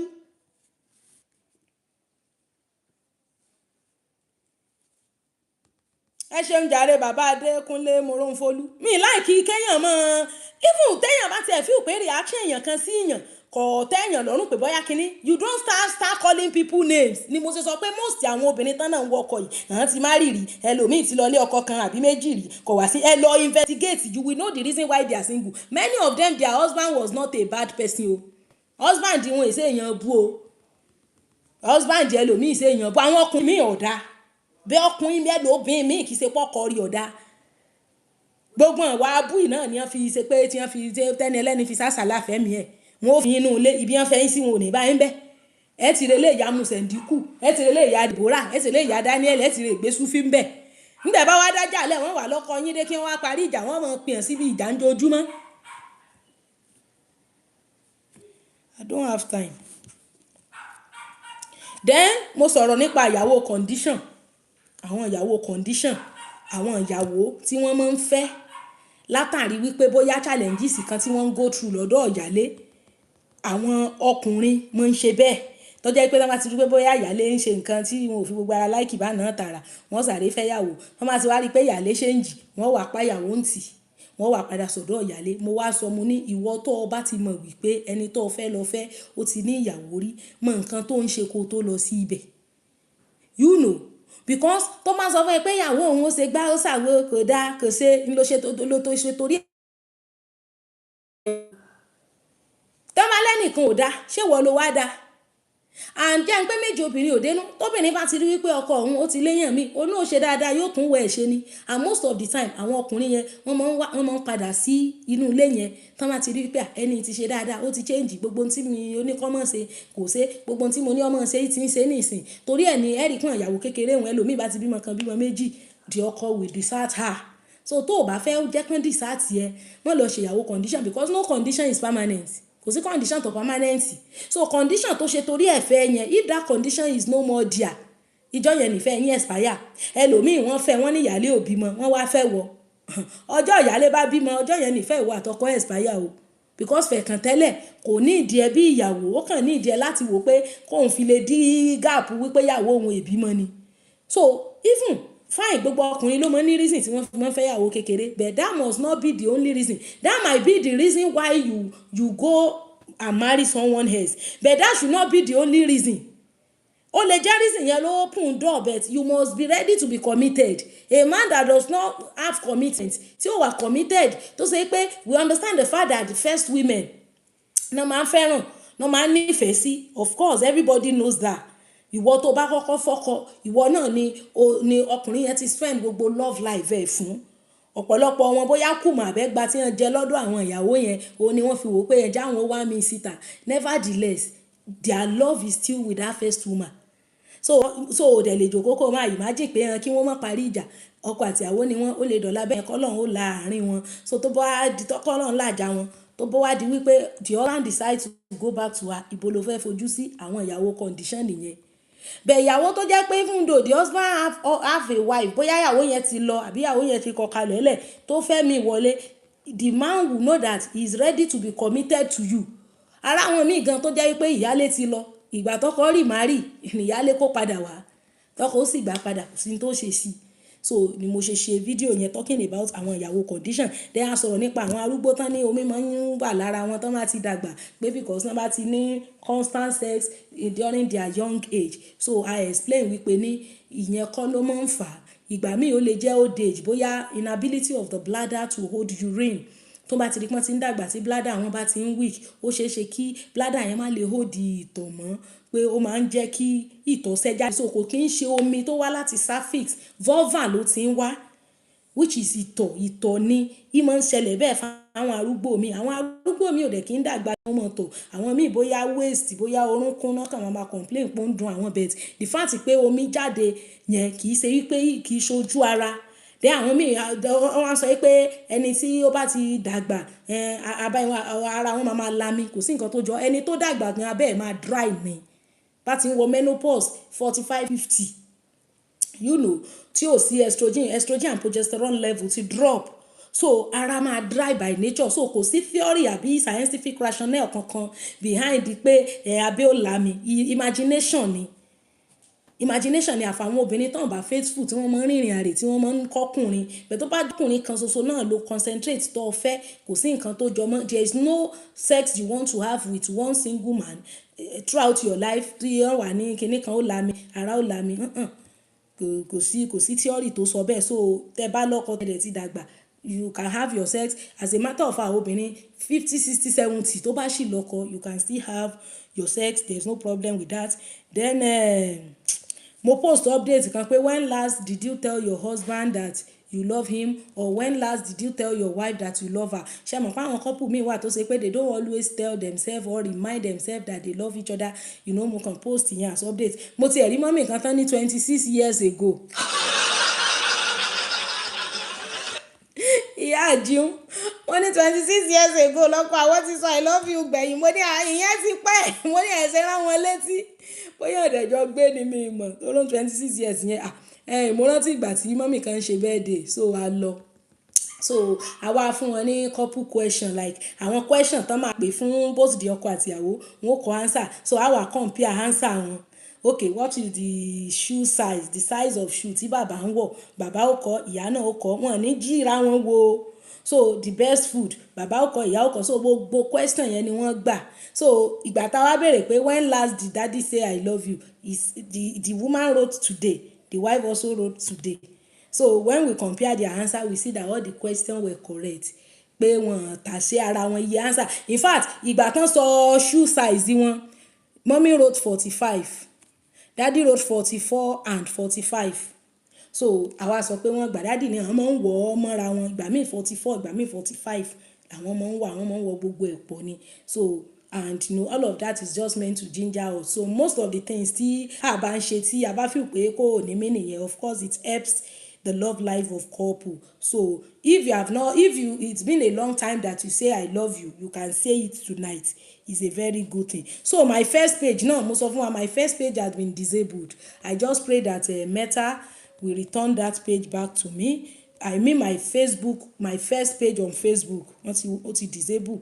A sọ̀rọ̀ nípa yẹn. Then a sọ pé a ṣe fídíò náà ta sọ wípé àwọn obìnrin ìlú òyìnbó pé kílé tán máa ń kọ́kọ́. So a wá sọ wípé àwọn obìnrin míì wà náà tó jẹ́ pé fẹ̀kàn tẹ́lẹ̀ láti ilé àforítì ni wọ́n ń ṣe láti ilé kì í ṣe pé bóyá gbogbo nǹkan tí ojú wọn rí nílé yẹn ó dẹ̀ wọ́n lọ́rùn wọ́n kàn ṣáà ń forí tì náà ní pètò so ní mo wá dé lu òyìnbó níbi tálàáfíà ti wà tí ó jẹ́ lu obìnrin tó fààyè gba obìnrin ẹlòmíì lè wò pé àìlóòlọ́run náà ló jẹ́ kó ṣì mọ́ forí ti ìyà pẹ̀lú ọkùnrin yìí náà ní Nàìjíríà bóyá àǹtí máa ń fàánù then ọkùnrin míì wà tó burú láti ilé tó burú láti Nàìjíríà tó ṣe pé obìnrin yẹn kàn forí tì ní ṣẹ́ẹ̀dẹ̀ mọ̀ pé rádaràda tí ẹlòmíì ṣe é sóbìnrin irú òǹranù tó lọ ń tòsí ọmọ tí ń ta sùn nísìn kó lọ ṣe yẹn lu èbò wọ́n dìbọ̀tù kódà wọ́n yóò kọ́ sẹ́wọ̀n náà I'm telling you attempt to molest a minor ngbọ̀n bá tó ń bọ̀ bá sẹ́wọ̀n tán ìwọ̀n bá ń tọ́ bá kù ní ògbésí ayé ẹ̀ wọ́n dìbọ̀tù ẹ̀ yọkàn bá rẹ̀ Muritala Muhammed airport ni yọ bá rẹ̀ Muritala ni so gbogbo ìwà àbàjẹ́ ìwò òfò tán ọkùnrin míì máa ń wù Nàìjíríà yẹn kò sáàyè gbogbo òyìn ayé ọgbẹ̀kùlù ọ̀nà bá náà lú èbóhùn so obìnrin tó ti ń hùwà burúkú sí Nàìjíríà tó wá dọ̀ǹtán o lè rí wà burúkú ń wù sí yọ padà kọ̀ lẹ̀ náà ni ọ̀hún sì rè wọ́n ń fún ọ lówó ń bẹ̀ bàbá àgbàdùn ló bá dé ẹ̀rà sà wọ́n ń fún ọ ní ọ̀sẹ̀ yẹn bá jẹ́ single mother ń bẹ̀ wọ́n tó máa ń fún sálárì lẹ́sùn pé ń jẹ́ single mother ibi ìbọn single mother bí ó tún jí àmọ̀pọ̀mọ̀pọ̀ mi ètè ni so obìnrin tí ọba ti ń ṣe dáadáa sí ọ láti bí tó ń rè ọ tí ń sẹ ọ tí ń ṣe tí ń mọ̀ títí tó fi mú travel ọba mú travel ìgbà náà ló tó lọ́ọ́ jíyẹ ẹsẹ̀ rẹ̀ ń bẹ̀ torí yọ padà kọ̀ lẹ́ni tí ẹ bá ti dọ̀rùn wọn obìnrin míì náà sì wà tó ṣe pọ́kọ wọn dáa àwọn náà mọ̀ wọn wà burúkú irú eléyìí ní ìsìn tó ní ọbọ̀ òun ọkọ̀ tí tó ń bú ẹ̀yìn ní ìsìn bọ́kọ bá fẹ́ yí gan bí wọ́n bá yí ìrọ́kọ̀ gan tó padà fẹ́ oní ọ̀padà hàn kan lè mọ̀ bọ́kọ bá fẹ́ yí tó mú yí ìrèlú èbò yọ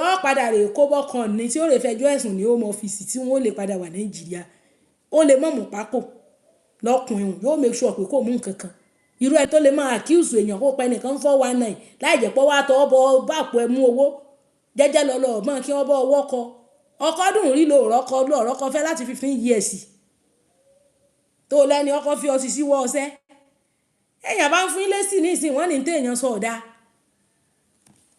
so bó ti jẹ́nu then mo post fídíò gẹ́ẹ̀kan náà tó ní woman kan parọ́ pé ìyàwó òun ti kú ó ní máa yẹn ẹjọ́ ẹjá mọ́ send request o if you are in my top 1 to 5 on TikTok send request and come up gbogbo wọn point yìí níta bá fẹ́ bá ní dá sí 2 minutes sẹ́rí pé lẹ́ẹ̀ ti sú kódà gbogbo ẹ̀ devices mi ọlá wípọ̀n battery tí mo ti ṣáàjì láti bí mo ti travel ni tẹ́ ẹ bá kíyèsí ẹ rí pé background mi ti change mo travel so bí mo ṣe travel yẹn kò sí ná ibi tí mo ti ń bọ̀ ni mo ti mọ́ ní 24 hours power supply tẹ́ pé títí dalẹ́ báyìí máa máa ṣe show mi lọ ni ibi báyìí it is well ni so ṣókí so gẹ́ẹ̀ yẹn ó ní skúùlù àwọn ọmọ òun tán ọmọ òun ti ń lọ skúù ibẹ̀ ni àwọn ọmọ máa yẹn náà ń lọ òun ò wá kàn mọ́ òun máa yẹn náà wá kàn mọ́ wọn yóò kàn mọ́ ẹ̀wà láàárọ̀ òun ò kàn mọ́ wá láàárọ̀ so ó máa ń kí wọn ẹ mọ̀ normal parent general parent ọmọ wá skúù ẹ káàárọ̀ o màdámù kọ́ ẹ bá ń kí màdámù nǹkan ló bá dijọ́ kan ló bá ní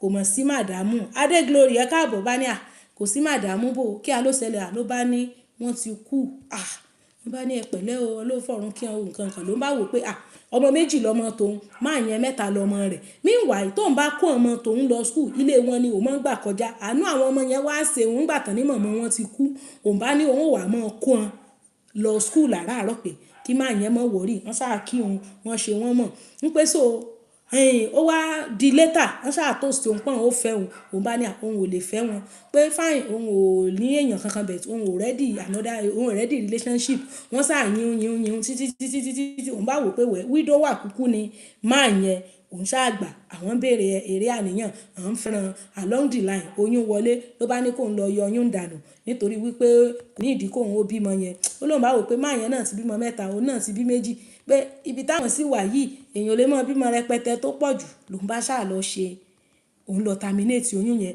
meanwhile wọ́n ní ìdí home lesson fáwọn ọmọ wọn tíṣà tí ń kó àwọn ọmọ òun recommend ẹ̀ fún wọn ìgbà tí tíṣà yẹn tó fẹ́ gba sálárì wọ́n wá ní app tó ń sẹ́ndì owó kò gbé app báǹkì títí home lesson teacher yẹn wá pé so òun wá sẹ́ndì account number òun sí wọn kán lè sẹ́ndì owó lesson teacher yẹn kó lè forward ẹ̀ sí lesson teacher lòun bá dẹ̀ ṣe bẹ́ẹ̀ ó láti gbà yẹn náà sí l'account number òun lọ́wọ́ so wọ́n máa ń sẹ́ndì owó sóun ìgbà míì 200 ìgbà míì 500 bóyá 1000 ní o bóyá náírà ní o bóyá pound ní o bóyá euro ní o kìíní yẹn ṣàǹbẹ lórí péèjì mi ó ní so àwọn ń bẹ̀rẹ̀ àníyàn jọ lọ láti bí ọdún kan.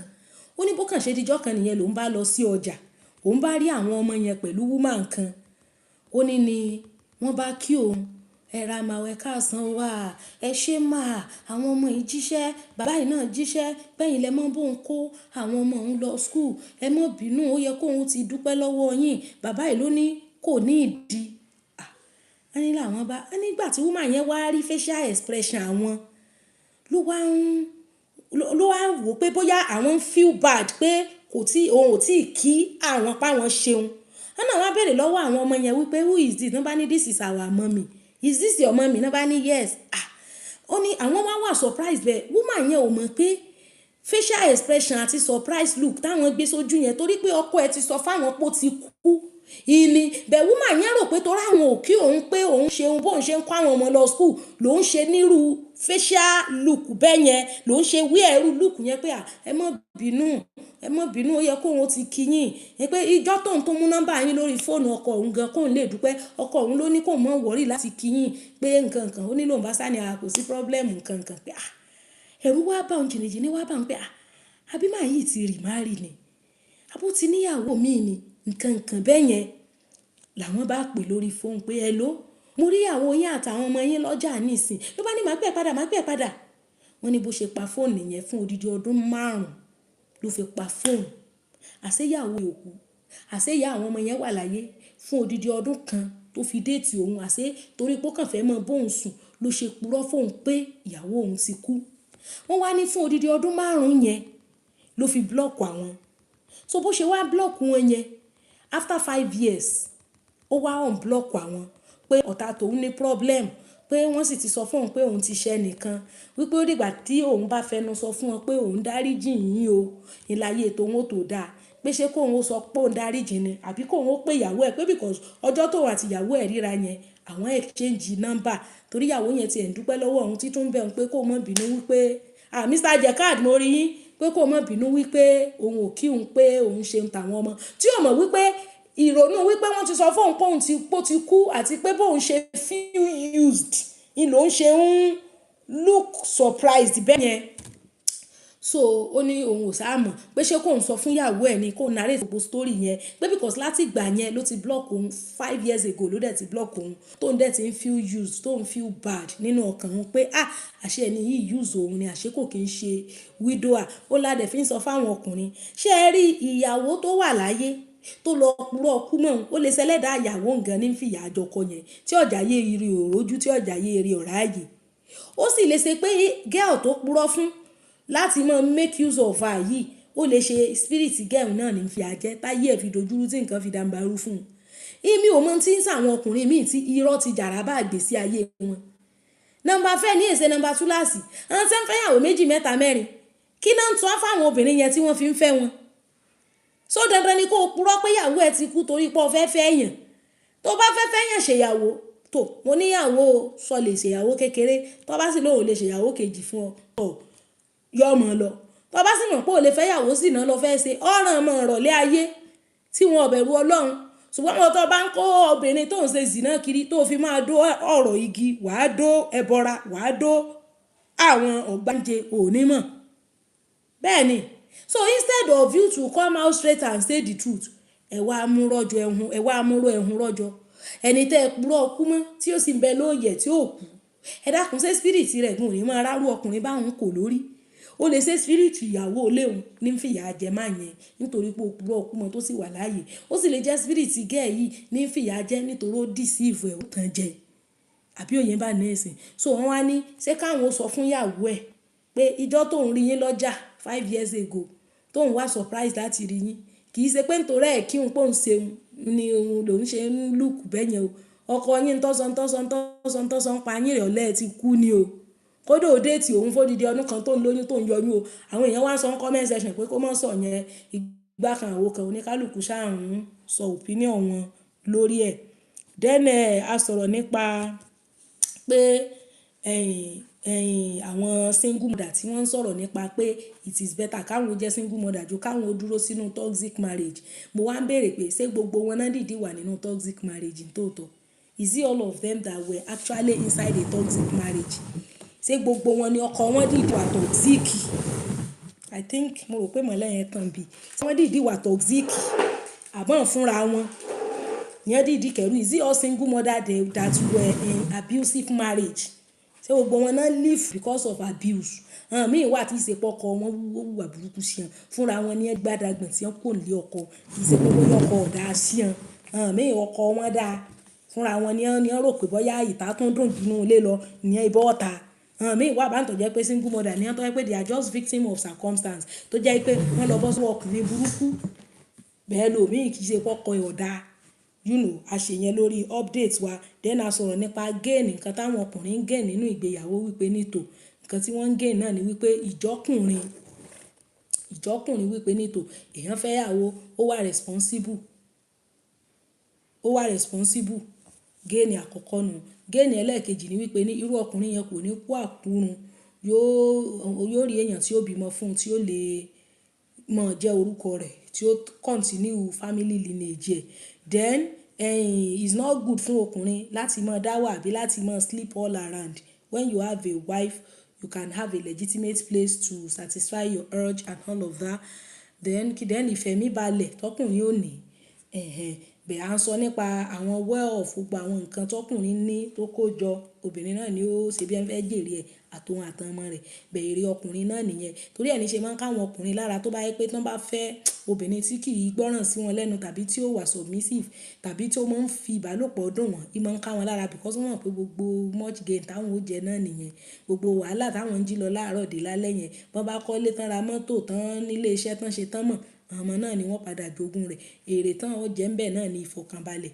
tán bá ní pẹ̀lú ìyàwó tí wọ́n fẹ́ àbí òye àbáyé nísìnyí so ẹjọ́ àwa tá a bá fẹ́ wọlé ẹ jẹ́ kí a send request mi ì sì fẹ́ jẹ́ kọ́rọ̀ wá gùn jù sẹ́rí pé gbogbo ẹ̀ ló ti dúdú rẹ́kírẹ́kì ọlá pé Friday chat yìí gbọ́dọ̀ mọ́ ṣe gan ni so ẹjọ́ ẹ jẹ́ kí a bá máa gbóhùn sókè Madam Ajike wọ́n ní ẹ̀ka lẹ́mà o wọ́n ní it has happened to me back all because he wants help from people can you imagine ṣé ẹ tún mute ni mo ti unmute yín padà wọ́n ní the woman need to forgive Madam Ajike mò ń gbọ́ yín. ẹ̀sùn ibi tí màá tiẹ̀ ti kọ́kọ́ bẹ̀rẹ̀ ó ní ti ọmọ tó ń kiri ọjà ní.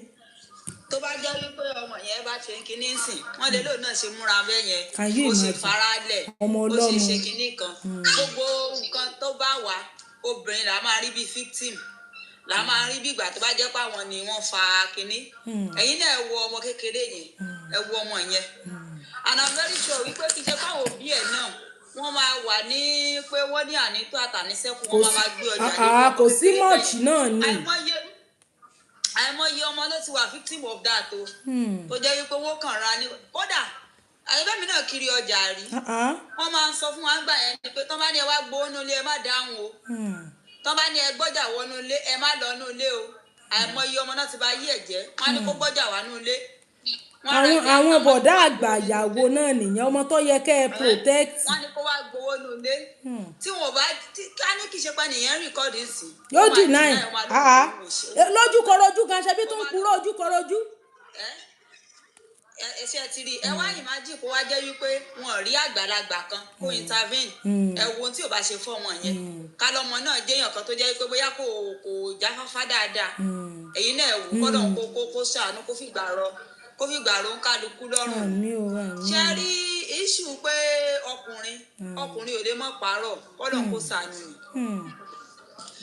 mi ò mọ nísìsiyìí tó fi máa ṣe bẹ́ẹ̀ yẹn ẹ rí i pé fídíò tí ẹ sọ̀rọ̀ nípa ẹ̀ náà pé wúmà yẹn ní àwọn parọ́ ọgbà wọn parọ́ àwo àgbà táwọn dénú ilé tán làwọn rí wípé wọn ò nílò nǹkan mi o ju bọ́dí àwọn lọ irọ́ ní gbogbo tán pa mi ò mọ nísìsiyìí tó fi máa ṣe gbogbo nǹkan bẹ́ẹ̀ yẹn tẹ́ ẹ bá sọ pé mo nílò ìyàwó kejì o ẹni tí ó fẹ́ yín ó fẹ́ yín tẹ́ ẹ bá ní àlè ni mo nílò ẹni tí ó gbà fún yín ó gbà fún yín kí ni reason èwo làbúrò sọ pé ìyàwó rẹ ti kú. àyíndé òòṣà ẹ ṣe sà èwo lọ̀bùrù parọ́ kú mẹ́ni ẹlẹ́ni.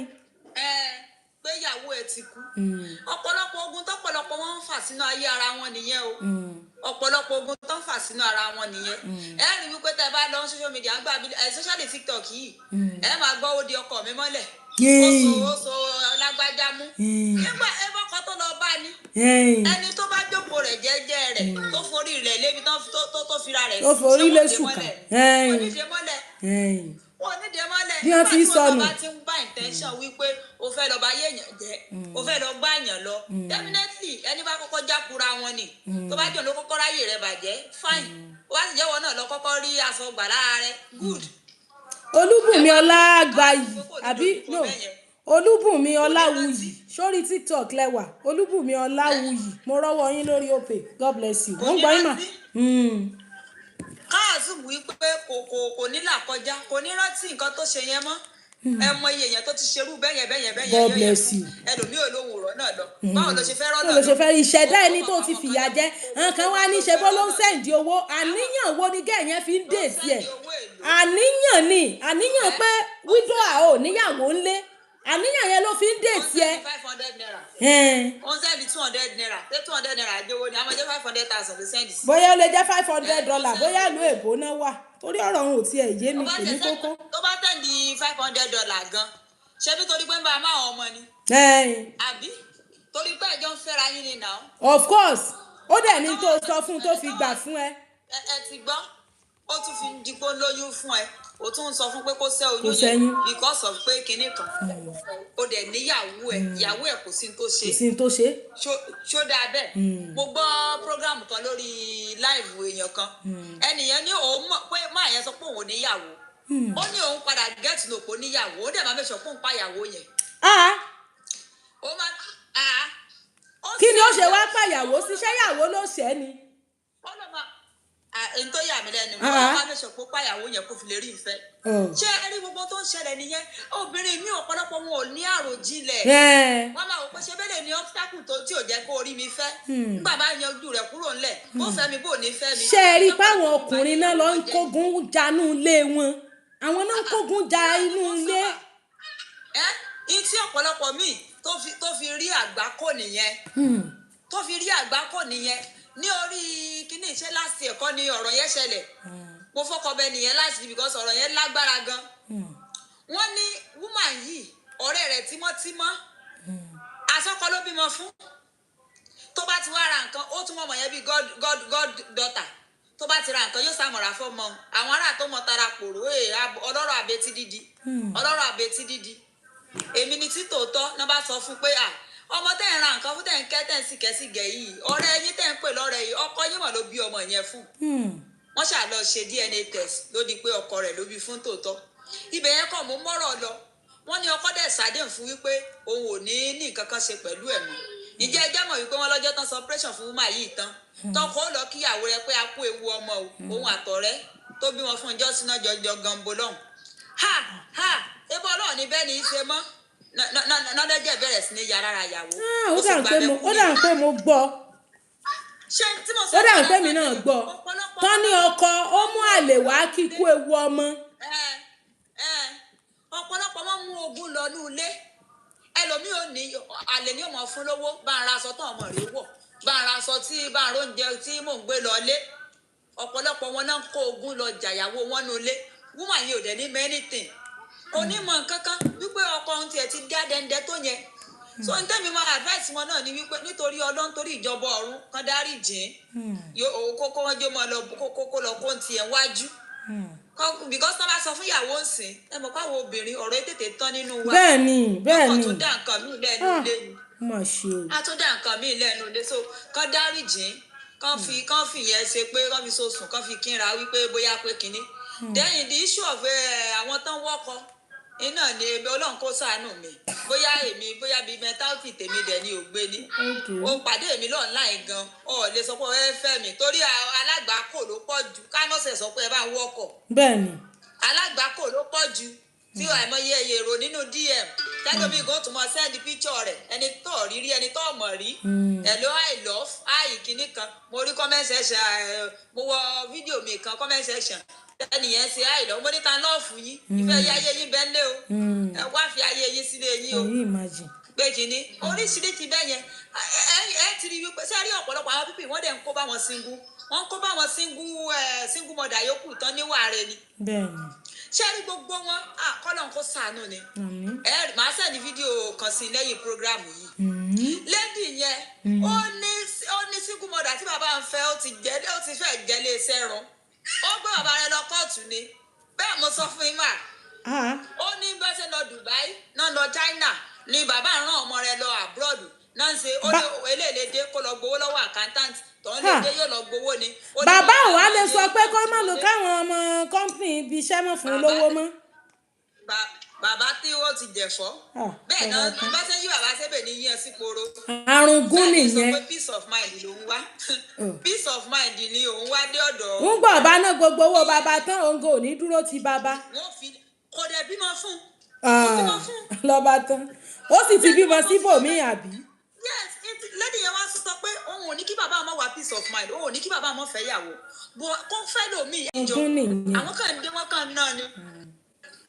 so ọ̀pọ̀lọpọ̀ wọn ó ti bà gbogbo nǹkan jẹ́ ẹ̀wọ̀n woman tán gbé lọ sí kinní náà tó pe gbogbo ọmọ lájẹ̀ ṣebí single mother ni ọ̀pọ̀lọpọ̀ náà tán bá rí gbogbo àwọn experience yìí ìdí nìyí tí wọ́n fi fẹ́ ta sáwọn single mother ẹ wo ọ̀rọ̀ tí ó sọ ṣé ẹ tí wọ́n tó lé kúrò ní ọkọ bá ẹ tí wọ́n tó lé kúrò ní ọkọ sọ̀rọ̀ yẹn ò pọ̀ jù ẹni tó ṣe ẹni tó dàgbà jù ẹ lọ o lérò lábúrọ̀d wọn ò rọ́kọ fún ẹ wọn ò rọ́kọ fún ọ Nàìjíríà ò rọ́kọ mẹ́ ló pé èèyàn pé kó bẹ ẹni tó rí kó bẹ wọ́kọ ló tún sọ̀rọ̀ bàǹtà bẹ́ẹ̀ ló sọ̀rọ̀ sí ọbẹ̀ yẹn bí ìgbà tó bá wípé kinní. talkative you talk too much sọ̀rọ̀ nu ṣebí nínú talk too much yìí bíbẹ̀ inú talk too much náà ló fi wá bọ́n ká bọ́ wọ́kọ.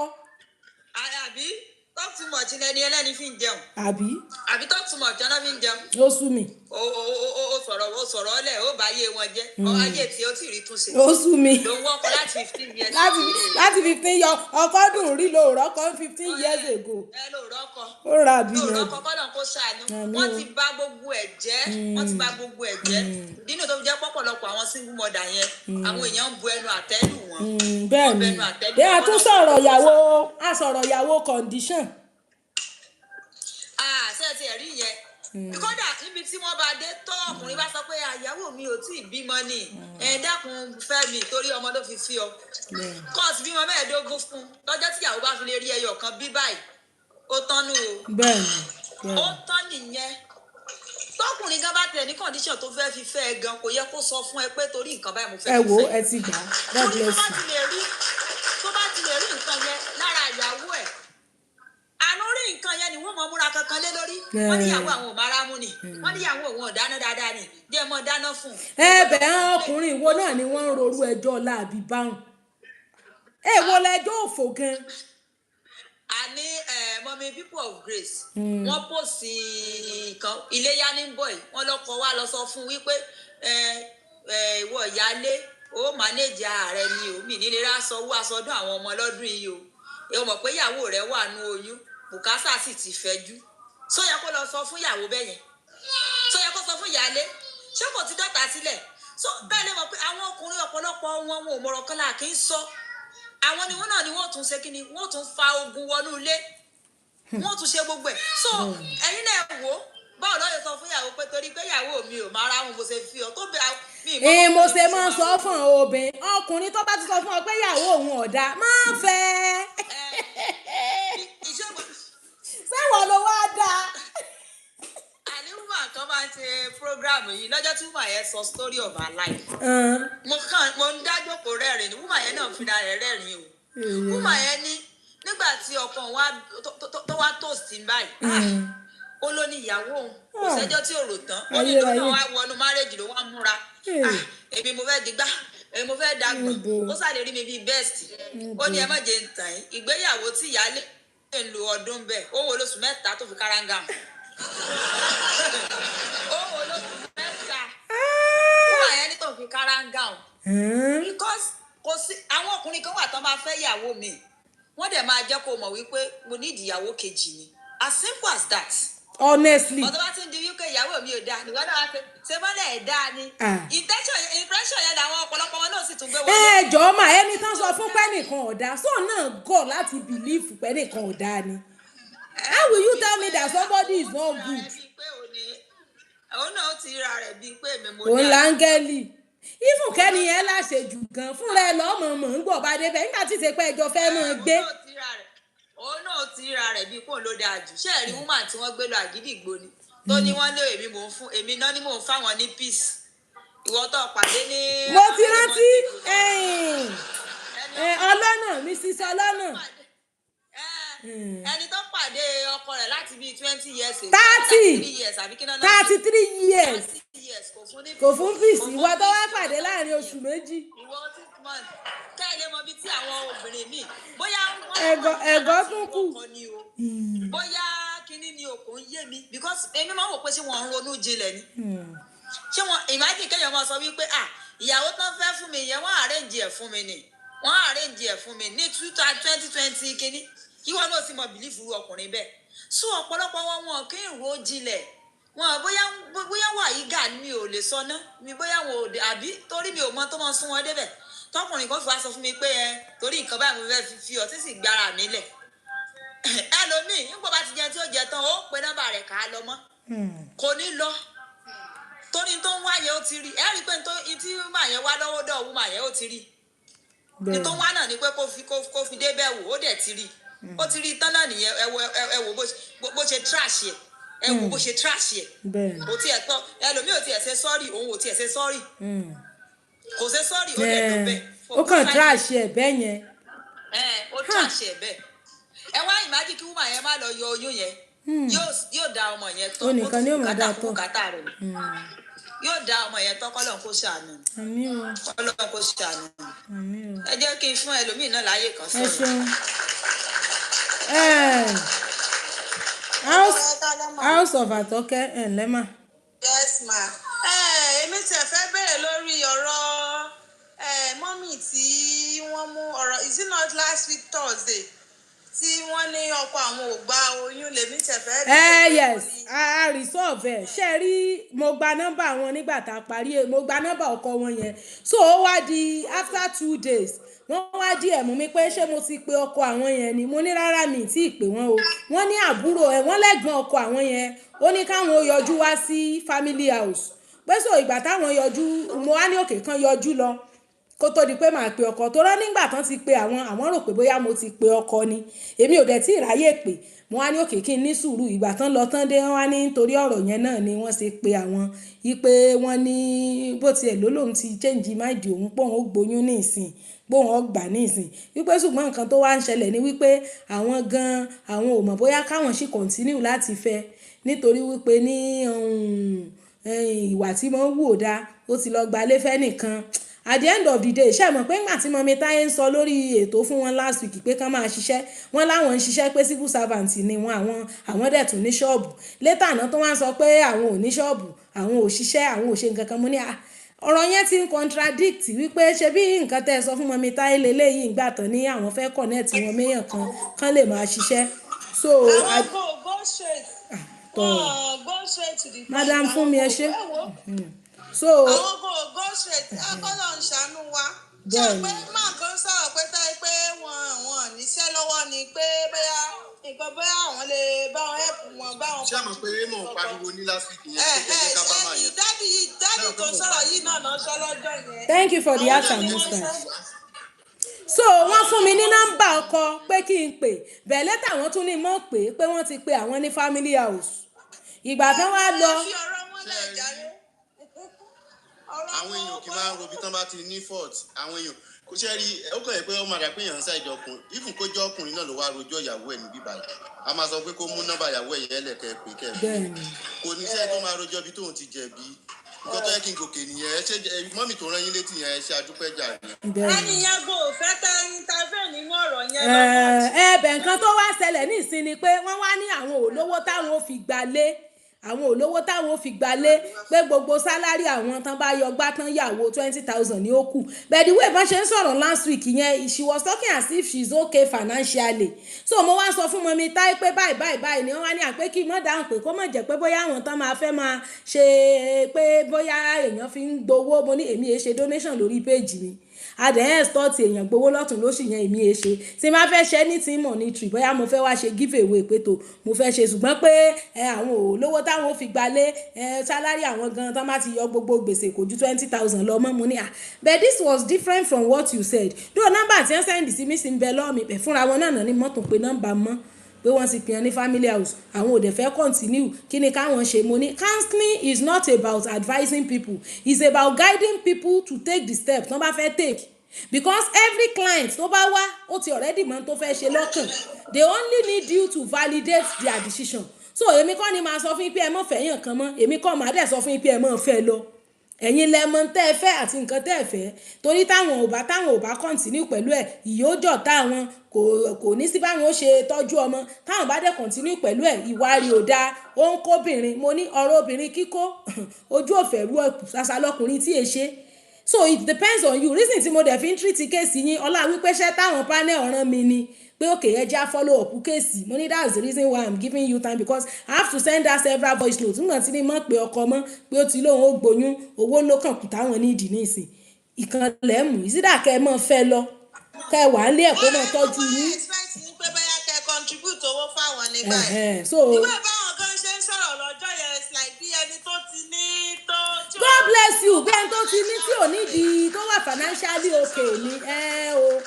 àṣẹ sẹ́yìn pé mi kò tẹra mọ́ lọ́jọ́ yẹn pé bóyá leave my own thought mo ò pé bóyá ẹni yẹn kò níṣẹ́ gidi tó wà tangible kan lọ́wọ́ ló fi àwọn ọkùnrin míì tóbìnrin ò bá níṣẹ́ gidi lọ́wọ́ ìlọkulọ gan ni wọ́n á máa fi lọ yàn wọ́n á máa take èèyàn for granted tí wọ́n gẹlẹ́ ní ara ọkara rẹ tó lè provide fún lébẹ́yà tó tiẹ̀ sí kankan lọ́wọ́ ọkọ tí ó sì pé nǹkan tí wọ́n náà lè contribute sínú lélẹ́lẹ́ àwọn ọkùnrin gan máa ń take èèyàn useless for from there ẹ fi wọ́n lẹ̀ jàre financial wọ́n wá ẹni tó máa help wọn ni. Unless if she comes back again then we can still hear from her. ẹjọ́ ta ló kù tí o ti sọ̀rọ̀ Mr. Ageshinwaye. Okay. Kò kí ń ṣe gbogbo. ṣé ẹ tún mute ni. ẹ kú ètò. ẹ ṣeun mà. ẹ kú ètò ẹ kú ọpọlọ. nǹkan tó wà bẹ́ẹ̀ ni pé nǹkan ṣẹlẹ̀ ní pé kò kí ń ṣe gbogbo ọkùnrin ni. Hello. à ń gbọ́ yín. ṣé ń gbọ́ mi mà. bẹ́ẹ̀ sà. Okay. Kò kí ń ṣe gbogbo ọkùnrin ni ó wà responsible. Obìnrin lè má níṣẹ́ lọ́wọ́ tí ọkùnrin bá nífẹ̀ẹ́ she will take her bó bá ṣe rí tó dẹ̀ máa establish ẹ̀. Though tẹ́ni obìnrin ọba ní tí kò bá ní any skill ìṣètì jẹ́ pé ọkùnrin ẹ̀ lè ràn bí a catering ló fẹ́ ṣe àbí kankan tó máa ní kó lọ ṣe tóbìnrin yẹn bá serious fún ara rẹ̀. ọkùnrin ló máa ń ṣe bẹ́ẹ̀ yẹn ju àwọn ọkùnrin they are known to pick women from somewhere and make them something of course. Exactly. Àwọn obìnrin míì wà tó yẹ pé wọn help ara wọn tó yẹ pé irọ́ wọn pọ̀ wọn á ní pé kán lọ ṣe lè wọn máa bọ́ láti orí àwọn bọ́ sí reform and all that ṣẹ̀gẹ́ nǹkan tí mo sọ sí and ọpọlọ tí Ọlọ́run fún yín kò ní dọ́bà lágbára Ọlọ́run ẹrù woman yẹn ó dàgbẹ́ ló sọ̀rọ̀ pé bí ó sọ̀rọ̀ bẹ́ẹ̀ tó wà òkè bẹ́ẹ̀ later wá padà tó wá ní bí òun ní the financial help and all that nǹkan tí nǹkan ní pé ẹ̀kọ́ máa ní láti ṣe investigation yẹn nípa ẹ̀ ṣẹ̀gẹ́ nǹkan tí mo sọ sí gbọ́ someone like her she's like mọ nǹkan tó nǹkan fún ara ẹ̀ fẹ́ ọ̀gá ló ń complicate ẹ̀gẹ́ nǹkan tí mo sọ sí then kò ọkùnrin òkè ń ṣe wèrè nígbà míì then ọkùnrin máa ń rí àwọn 1 or 2 red flag kó tó ti pẹ́ ọmọ àṣọ pé kí àwọn fẹ́ back up because kò ní sí ọkùnrin tó máa rí obìnrin tó dáa tó máa lóun fẹ́ take care for granted and all that then lè tí madam ní sọ lẹ́kọ̀ọ́ pé tí tóbìnrin bá wà tó bá ti ní iṣẹ́ lọ́wọ́ àwọn ọkùnrin máa ń take one for granted no someone like me nǹkan tí mi bá ní jẹ́ mi ò ní fi rán mú ẹni tó bá lè rí pẹ̀lú mi there's no reason for me to go with her or to have anything intimacy with her and all that not even talk of maybe about friendship obìnrin tí má dẹ̀ máa go out pẹ̀lú tí bá like ẹ̀ tó bá ní ti lọ is about our growth I'll go for. You understand? So, but though we are different from each other, I'm not speaking for others. I'm speaking for my own self. Again, continue saying. Then, and as well, because I'm come most of obìnrin society because most of the fault come out of the obìnrin, because àwọn obìnrin míì náà wà tó pé they are peculiar women and they are good women, but wọn kì í máa rí red flag tó ń bọ̀ látọ̀dọ̀ àwọn ọkùnrin míì because wọ́n máa ń jẹ́ kí ìfẹ́ bò wọ́n lójú, kò yẹ kó máa mix it together. Àyè ìfẹ́ ọ̀tọ̀, àyè discipline ọ̀tọ̀, àyè reality ọ̀tọ̀. She understand nǹkan tí mo sọ sẹ́yìn. So and I believe that pé èéfín ni wà, kò sí bí wọ́n ṣe fẹ́ bò mọ́lẹ̀ tí kò ní rú jáde àfi tí wọ́n bá kàn ignore ẹ̀, tí wọ́n bá fẹ́ take note of that. So that's what I see, situation lọ́rọ̀ tó wà nílẹ̀ yìí. So bí yẹn ṣe jẹ́ ni, and more so tóbìnrin bá jẹ́ pé bí onírìnkùnrin náà tó pé tọkùnrin ò bá trust ẹ̀, ó lè bá fẹ́ deny later pé if there's anything come up like kind of pregnancy and all that. So I think I'm going to stop here. Thank you so much. Thank you for your time. Thank you. Mommy F. Mommy F. ẹ kú ètò mà. Àwa rèé o, ẹ ṣé mà o. Yes ma. Contribution mi lórí gbogbo àwọn topics tẹ́ sọ. Nípa the first one tẹ́ sọ, okay.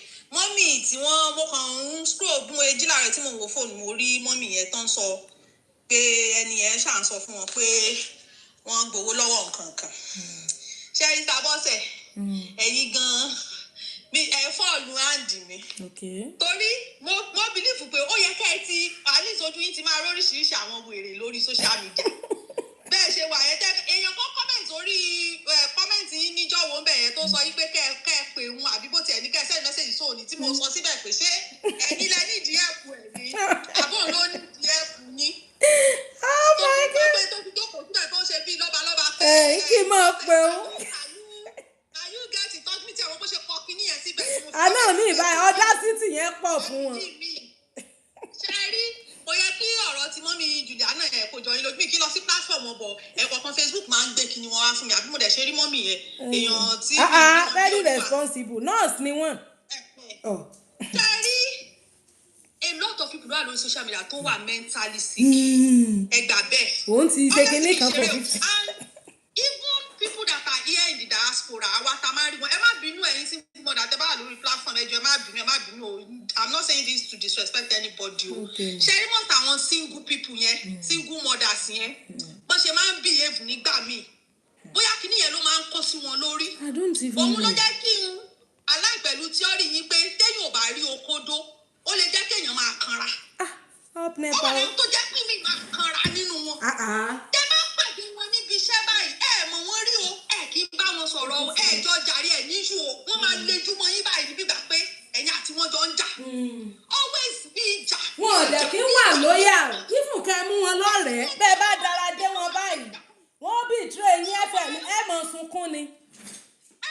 Wọ́n máa jà ní tẹ́ bá níṣu pẹ̀lú wọn tẹ́ bá ṣe mo ti at least countless times ni mo ti rí the way bọ́n ṣe máa ń ṣe tí wọ́n máa ní àpé ọ̀pọ̀ ẹ̀fílẹ̀ ni òun ló kó sí lórí kinní kan ṣé ẹ mọ̀ ṣé rírọ ẹni tó sẹ́ndì kinní sí mọ́mì yìí ẹ ti máa rí i pé she's not okay maybe she's depressed because 10,000 naira ló san tó wá kó kàrámọ́ gbogbo ẹ̀ kalẹ̀ báyìí ó máa fún nọ́bẹ̀ fún nọ́bà mọ́mì yẹn nígbà fún wọn láwo kán máa ṣe kíni nítorí èlò. You can see the reason why she's like that. They are most of them are alone and abroad that they were yìí ó easy fún yàn láti wọ depression ju Nàìjíríà lọ because èèyàn tó lò all man to himself níbí báyìí. Tẹ́ bá ní ẹ fẹ́ lọ báyàn kan pé fún help àbí ẹ fẹ́ lọ báyàn kan fún pé kó advice iṣẹ́ ní tóun kan ti ṣiṣẹ́ lọ tó ti mú overtime lọ bí ó ṣe san bíìlì ìparí oṣù. Ṣó lẹ máa ní ẹ fẹ́ lọ jókòó tí ilé tẹ́ fẹ́ lọ máa bá tojọ́ àbẹ́ni tẹ́ pé ọ̀.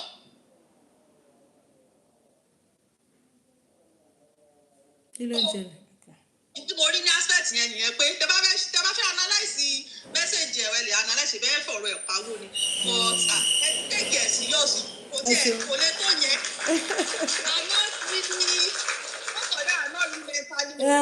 bẹ́ẹ̀ni. Okay. Another thing. À ń gbọ́ yín mà. Okay.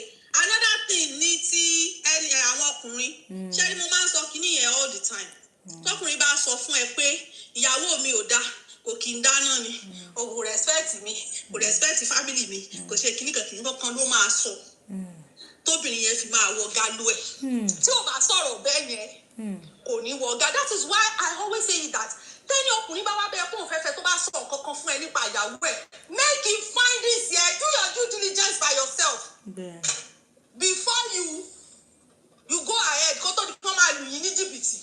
lẹ́yìn kan lórí TikTok bóyá last year ni àwọn àdìsí ẹ̀mí ìrántí tó sọ̀rọ̀ bọ̀bọ̀ kan tó gbowó lọ́wọ́ ẹ̀ tó fi travel lọ Kuwait àbí nǹkan.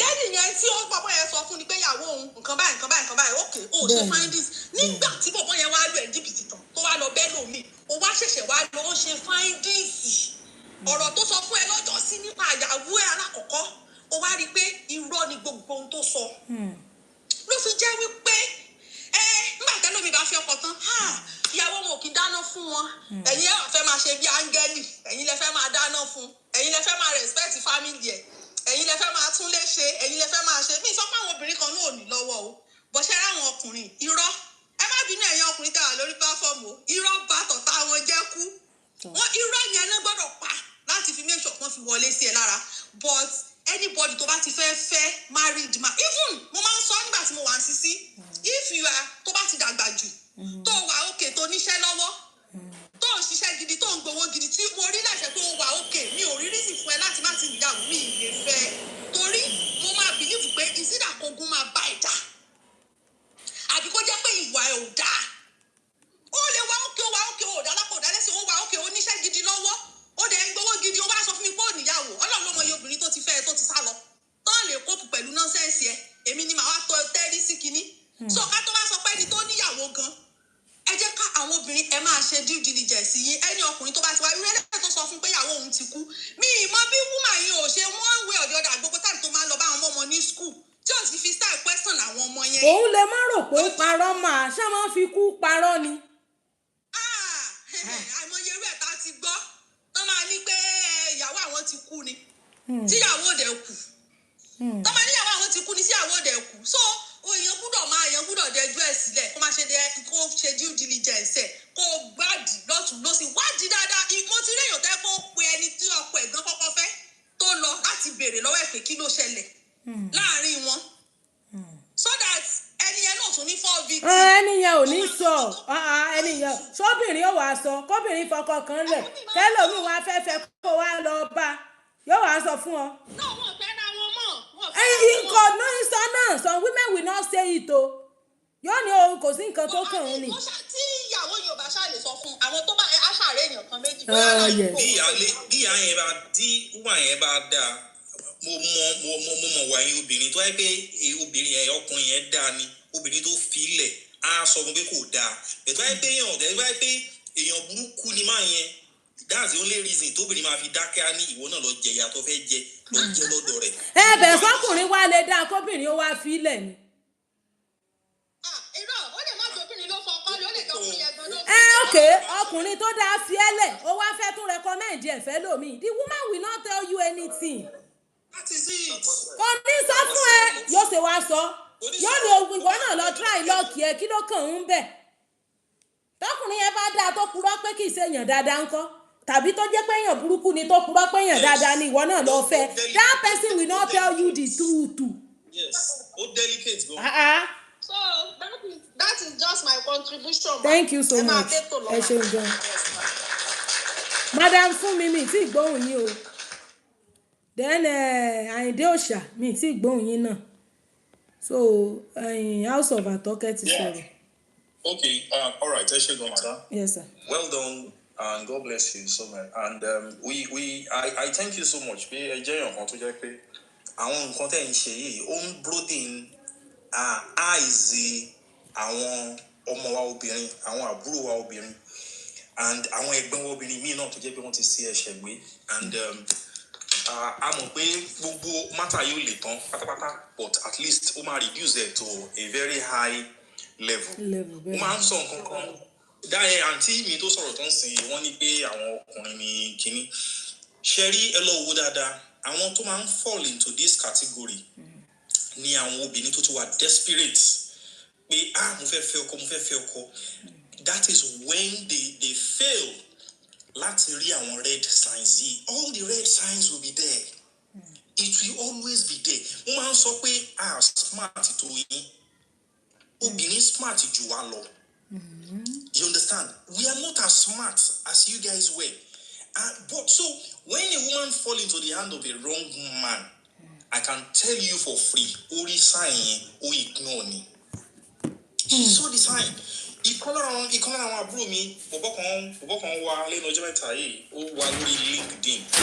Wọ́n pàdé lórí wá sọ fún pé òun ti ń wá ẹ látijọ́ yìí, òun ti ń ṣe kinní kan, pé in fact òun ti ní interest nínú ẹ, pé kinní kan. I now sat my sister down. Ó ní wá àbúrò. Let me tell you for free. Tí èmi gẹ́gẹ́ bí ọkùnrin o, tó bá yẹ pé mo ti rí ẹbí kan tẹ́lẹ̀tẹ́lẹ̀, mo dẹ̀ mọ orúkọ ẹ tí n bá wá ẹ. Mi ní wá ẹ lórí LinkedIn. I will either go on Facebook or Instagram or any other place. But ó ní no, ó ní in fact, ó ló sọ pé òun mọ̀ pé ó jẹ́ nǹkan tó wà professionally oriented. That's why mo ṣe wá lọ. Anyway, that is just by the way. So ọjọ́ tí ọ̀bọ̀n yẹn wá mi mọ̀ nǹkan tó kàn jọ. So wọ́n ti tó sára bẹ̀ wọ́n ti wà ní talking stage for like a month plus. Ọ̀bọ̀n yẹn wá mi mọ̀ nǹkan tó tẹ̀ ní pé ó fẹ́ fi hàn lórí fóònù ẹ̀. Ó ṣe wo ó realize pé kò store ó rí pé kò store nọ́mbà òun sí orí fóònù ẹ̀. Ṣé ọkùnrin kò store nọ́mbà obìnrin? Ọkùnrin yẹn kò store nọ́mbà girl yẹn sórí fóònù ẹ̀. Okay. So ó pẹ́ kó tó jẹ́wọ́ fún mi wọ́n á ní let me tell you one of the things. Àkọ́kọ́ náà ò ní lè rí status ẹ̀. Because status wà lára kan tó fi mú yàn. Girl kan orí TikTok yìí ló ti sọ tó ní pé ìlú òyìnbó yìí náà ni tó ní pé òun pàdé bọ̀bọ̀ yẹn wọ́n ń gbé òun ò má rí òun ò tí ì ṣe kankan rí òun ò tí ì ṣe kejì o pé òun á ṣe TikTok video pẹ̀lú ẹ̀. Olúwa sọ pé òun láìkí privacy o pé òun kì í láìkí compost òun sórí status sórí TikTok. Gẹ́ẹ̀ wá ní òkè òun ò ní gbé ẹ sí orí timeline pé òun á gbé sí orí story TikTok story. Bí gẹ́ẹ̀ ṣe gbé sórí TikTok story nìyẹn ìyàwó wá bá chat. Ìyàwó máa yẹn. Ìyàwó máa yẹn wá bá chat tọ́jú wà nílùú òyìnbó bí. Ìyàwó wá bá chat pé àǹtí ẹ má bínú o. Mo láìkí bọ̀dá yín o, ó wà handsome o. Ó wá ní kì í ṣe bọ̀dá àwọn òpé fiancé o ni. Ó ní ṣáìdẹ̀ ṣọ́ọ̀pẹ́ ni yóò tí ì má rí. Olóyún pé kò tí ì má rí o pé ọ̀dọ́ olóhùn ti ní relationship with Kibet. Wọ́n ti end ó ní òkè ó ní àkọ́kọ́ náà ẹjọ́ ṣé ẹ láìdí àéjì ẹ̀ olúwa gbà tó á rí pé question yìí ti ń pọ̀ jù wá ní pé kí ló mi and time yẹn TikTok kò tí update ẹ lè send the picture tàbí fídíò sẹ́yìn ó ní òun á sọ pé òun ní information tó ṣe pàtàkì nípa bọ̀dá yìí tóun fẹ́ fún yín ẹ fún mi ní nọ́mbà yín sister yẹn wá fún ní nọ́mbà àwọn àbá chat ó ní òun á oníyàwó lé wá send kìíní sóhun their marriage picture fídíò tóun àtàwọn ọmọ jọ ń ṣe ní inú UK ló àwọn ti bímọ méjì. This guy is 39 ó sọ fún gẹ̀yìn pé 34 lòun. So many things. Now this is one of the ways Sherry fún àǹfààní. Will they upgrade themselves? Their financial status inferiority complex ló máa ń fa kí ọkùnrin máa parọ́. Òtọ́rọ̀ ti rò pé tó bá sòótọ́ kò ní gbà fún ẹ. You are right. Inferiority complex ni. No self-esteem. Yes. So that means your true personality cannot give you what you want. Cannot attract a woman. That's what it means. And one thing you don't know is that ọjọ́ tí obìnrin tó ń parọ́ fún bá ti lè mọ̀ pé irọ́ ló pa fóun tó bá jẹ́ pé ó love ẹ tó yẹ pé ó like ẹ 20% kó tó di pé ó tó sẹ̀ tó wá move sí 80%. By the time tí ó bá discover kó parọ́ yẹn á padà sí 5%. Á wá hate yẹ ju bó ṣe like ẹ lọ. Kódà. Because you will be feeling used. Èyí tó bá lẹ̀ ní Ọlọ́run nìyẹn o. Èyí tí àwọn mọ́mì oníyẹlápá tó bá ń bá gbé á fi nǹkan sí ẹ lára á fi nǹkan sí ẹ lọ́rùn and nǹkan tó jẹ́ bá dẹ̀ rí ń bẹ̀ wàá faramọ́. Gbogbo wa láti rí àwọn ìrìn rí nígbà tí owó tèmi ò mọ́ láyé ìgbà yẹn tí má ṣẹ̀ṣẹ̀ pàdé ẹ like this máa sọ fún ẹ pé aláyé mo níyàwó I'm married. Nígbà yẹn ni mo máa sọ fún ẹ pé mo ti marry máa tún rán ẹ létí pé ìyàwó mi ò ṣẹ̀ mí o. Ìjà kankan ò sí láàrin wa o. She's a good person. So tó bá wù ẹ́ dúró tó bá dẹ̀ wù ẹ́ aláyé dey go. Lórí pé mo fẹ́ náwó màá tún máa parọ́ on top waiting. So I plead with my gender, stop lying to these ladies. They are somebody's sisters, they are somebody's daughters. Don't waste their time. Let it be registered to the back of their mind. Be okay. I am willing to be a second wife. I'm willing to be a side chick. I'm willing to be a concubine. God bless everybody. Yes, Sean, thank you.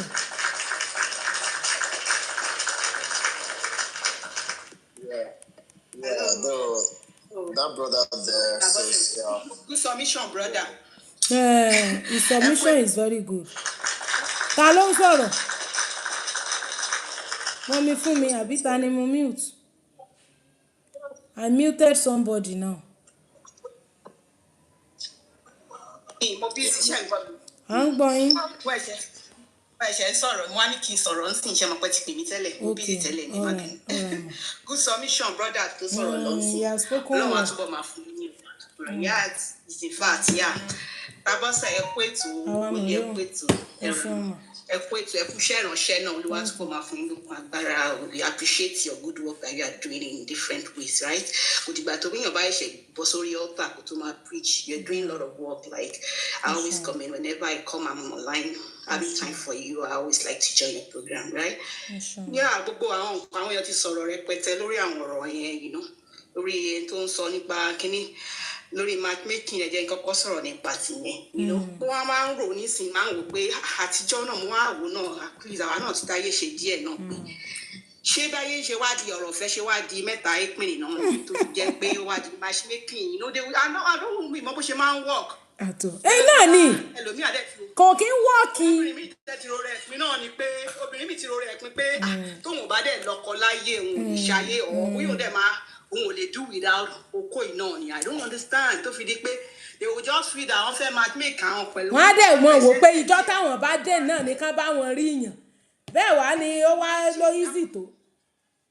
Tó yẹ pé ọ̀rọ̀ ọ̀fẹ́ tẹ́lẹ̀ kó tó di pé wọlé èèyàn kó tó máa di pé èèyàn kan àwọn fámìlì ẹ̀gbọ́n á ṣe wọ́n ìwọ́gbọ́n náà wá sọ fáwọn àbúrò àbábúrú ẹ̀ wọ́n á bẹ̀ wò pé ṣẹ́ni yìí ṣó ṣe àbí bó tiẹ̀ jẹ́ pàgbàlagbà náà tó yẹ pé bóyá ó ti di single mother náà ni táwọn èèyàn ẹ̀ tó tiẹ̀ jù ẹ lọ yẹ wọ́n á tún bẹ̀ wò pé ṣẹ́ni yìí ó ṣẹ́ tó tó sún náà ni àbẹ̀ tó yẹ pé ó ní ẹ̀mí kìíní ojú wọn náà dé máa rí tó máa rán wọn tó máa make àwọn fine owó náà fi ń wà báyìí. Ayé ìsìn they don't even care because they just want to èmi kàn fi pé ní ìsìn ó ti wà obvious náà àkàntànra wa jẹ náà ni you know àwọn obìnrin kan lu as a poverty elevation nìkan lórí pé bóyá love yẹn náà ló tó bẹ́ẹ̀ jùlọ yẹn wọ́n kàn fi ìpèsè wọn táwọn bá rẹ́ nìkan náà tó bá better life fún at the end of the day àwọn náà kúrò bí táwọn ti wà tí wọ́n dẹ̀ mọ̀ wípé when you believe that first ó kàn from fry pan to fire ni tó tẹra mọ́ ṣe ọwọ́ ẹ̀ tó tẹra mọ́ ìgbé ẹ̀ tó fẹ́. Wọ́n ní gbólà ni o wọ́n nítorí gbólà ni. Gbólà kíni kí wọ́n ti ń kó ṣe kò sí rọ́bà ni kí wọ́n ń wá káàkiri. Rọ́bà yẹn ò dá o rọ́bà wọn ò dá o mà. Rọ́bà wo ni ò dá tí wọ́n máa ń ranjú ẹ̀ tí wọ́n ń gbólà ara wọn náà ń bá ká. Gbólà wo ni ṣé gbólà tí ó ti dé pẹ́ gbólà tẹ́lẹ̀ mi ìṣèpá tó general tó ń gbólà wọn. General gbólà ẹlòmíì gan ò ṣiṣẹ́ mọ́. Ẹ máa gbólà jẹ̀nà ló wá da gbólà tó ti lọ fi kó gbogbo ẹ̀ ṣé òun ló wá da so yẹn ti ẹ̀kọ́ ní issue but èèyàn kan ẹlòmíì ò mọ ohun tó fẹ́ gan kò mọ láìfẹ́ láti mọ bó ṣe máa program láìfẹ́ ló fi di gbogbo yẹn fi di priority tó wá di pé wọ́n wá sọ di ẹ̀bà tí wọ́n bọ̀rẹ̀ sí wọ́n bẹ̀ sí all over so ó wà very very sad ó máa jẹ́ nǹkan tó máa ń dojú tì ní pẹ̀lú àwọn gender mi wọ́n ṣe máa ń ṣe tọkàn máa ṣe nígbà tó ó ti ka lára ni ó ti rò pé bóyá gbogbo àtàn wá bẹ́ẹ̀ immediately náà sáré fún ọ léèyàn. Ètò ẹ bá gbé kinní síta mà tóbìnrin bá bọ́ síta tọkùnrin bá ní òní ìdìyàwó fáwọn tó ń ṣe matchmaking yẹn obìnrin tí ó wà DM wọ́n lè tó 200 on top pé one single man ló ní ìdìyàwó I'm telling you 200 women single mother widow single lady wọ́n wà á rọ́pìtì on top one person. God bless you. Tóbìnrin kan bá dẹ̀ sọ fún wọn pé òní ìdí ọkọ tẹ́ bá gbé síta ọkùnrin kankan ò ní show interest. Bẹ̀tẹ̀ ọkùnrin kan bá ní òótọ́ bá ní okay o there is one man o nkíní kan tó máa tiẹ̀ lé dákọ̀ diaspora o is a single father o he needs a woman between this age and age. Ẹlòmíì ó purọ́ age tó bá lọ́kùnrin yẹn lòun fẹ́ yàn 35 years to 40 kódà ẹni tó ti 45 yóò package ara ẹ̀ pé 30 lòun. Ẹlòmíì tí ń fọ́mọ lọ́mú yóò package ọmú rẹ̀ yóò kò ní sọ pé nursing mother lòun yóò náà rè try lọ́ọ̀kì ẹ̀ mbẹ́. wọ́n sì máa lọ́kùnrin àwọn ò ní ìdí ẹ̀ kò important báwa sàn. yí gbà wá padà kó Àmì jọ o. kó túbọ̀ jẹ ká túbọ̀ máa sọ because ó jẹ́ nǹkan tó jẹ́ tó sádìn fáwọn obìnrin tá a bá kàn rí wípé ṣé bọ́n ṣe báyé ṣe wá ń lọ náà rí àwọn ọmọ wa ṣe kò wá sápọ̀nlé mọ́. ṣe bá máa live life wọn náà rí. Wàláì. at the end of the day tán bá wá run into problem tán wá máa sunkún ní ayélujára wípé ọkùnrin kan jíù táwọn bìtìrì àwọn ṣé wọ́n ní obìnrin ẹni tó bá fi ibi jówó ní kí ló máa wò ní ìran ló máa wò ní. bẹ́ẹ̀ ni ìyàwó tá a bá fi jówó ìran ní ó wò lọ. ìyàwó tá a bá fi jó fẹ́ ìran ní ó wò lọ. Thank you for your contribution. wọ́n ṣe gan. Bàbá Díwè. Okay ẹ sì fẹ́ sọ̀rọ̀ mò ń gbọ́ yín mà mọ́mí fún mi mò ń gbọ́. kọ̀dẹ́kọ̀ nípa títí obìnrin náà ni àti tàwọn oní ọkùnrin tí wọ́n ń tọ̀yàn and all that àwọn èèyàn ti sọ̀rọ̀ síwájú náà nípa tìyẹn. ọkọ̀ tẹ́mi kan máa ń fẹ́ sọ fáwọn obìnrin náà ni wípé àwọn obìnrin no matter àwọn náà kàn kó pé bóyá obìnrin míì tó sọ pé bóyá ọkùnrin fáwọn kí wọ́n expect tẹ́lẹ̀ ẹni tó fẹ́ jalè kí lè expect ṣé òótọ́ ló máa sọ fún wọn wípé àyàwó mi máa dá o wá fẹ́ mi ṣó máa dúró. so normally obìnrin kan náà wọ́n kàn ẹlòmíì kan gàn ni ló fi di pé bóyá ó ń fọ̀ sọ́wọ́ irú àwọn èèyàn tó yẹ pé wọ́n purọ́ fún wọn náà because kò sẹ́ni tó máa sọ pé ìyàwó òun da tó máa sọ pé òun fẹ́ tí wọ́n máa dúró kò possible. so irú ẹ̀ náà ni wọ́n máa ń pa which is their normal things their normal norms kò ń ṣe tuntun lọ́dọ̀ ọkùnrin ló máa lónìí rọ́ lọ́wọ́ wọ́n máa ń fi rọ́gbò tí wọ́n máa ń fi rọ́gbà nǹkan tí wọ́n bá fẹ́ kán gba pátá lọ́wọ́ obìnrin ló máa yá rẹ̀ ní brain tó máa mọ̀ wípé nǹkan tóun bá ń wá lòun ń wá because one àwa lọ̀tá ara wa náà obìnrin lọ̀tá ara wọn no matter what. ẹni tó léyàn kan ò dáa sóun gan dáa síyàwó ọ̀hún. ó ṣe rí nìyẹn. ẹ wo ẹ ṣe ń jàre. ẹ wo akọta fi ìyáálé mi gbẹlájà fúyàwó. Díwè crown.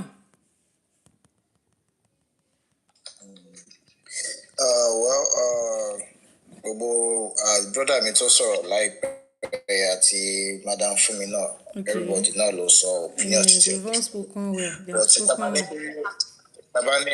tabani ká sọ ká túnlẹ̀ ká tún ṣá tàbá fẹ́ sọ òótọ́ fault tó pọ̀ jù ó wá látọwọ́ obìnrin because àwọn ọkùnrin míì wà tí wọ́n fẹ́ sọ òótọ́ but obìnrin míì wọn ò fẹ́ òótọ́ irọ́ náà fẹ́.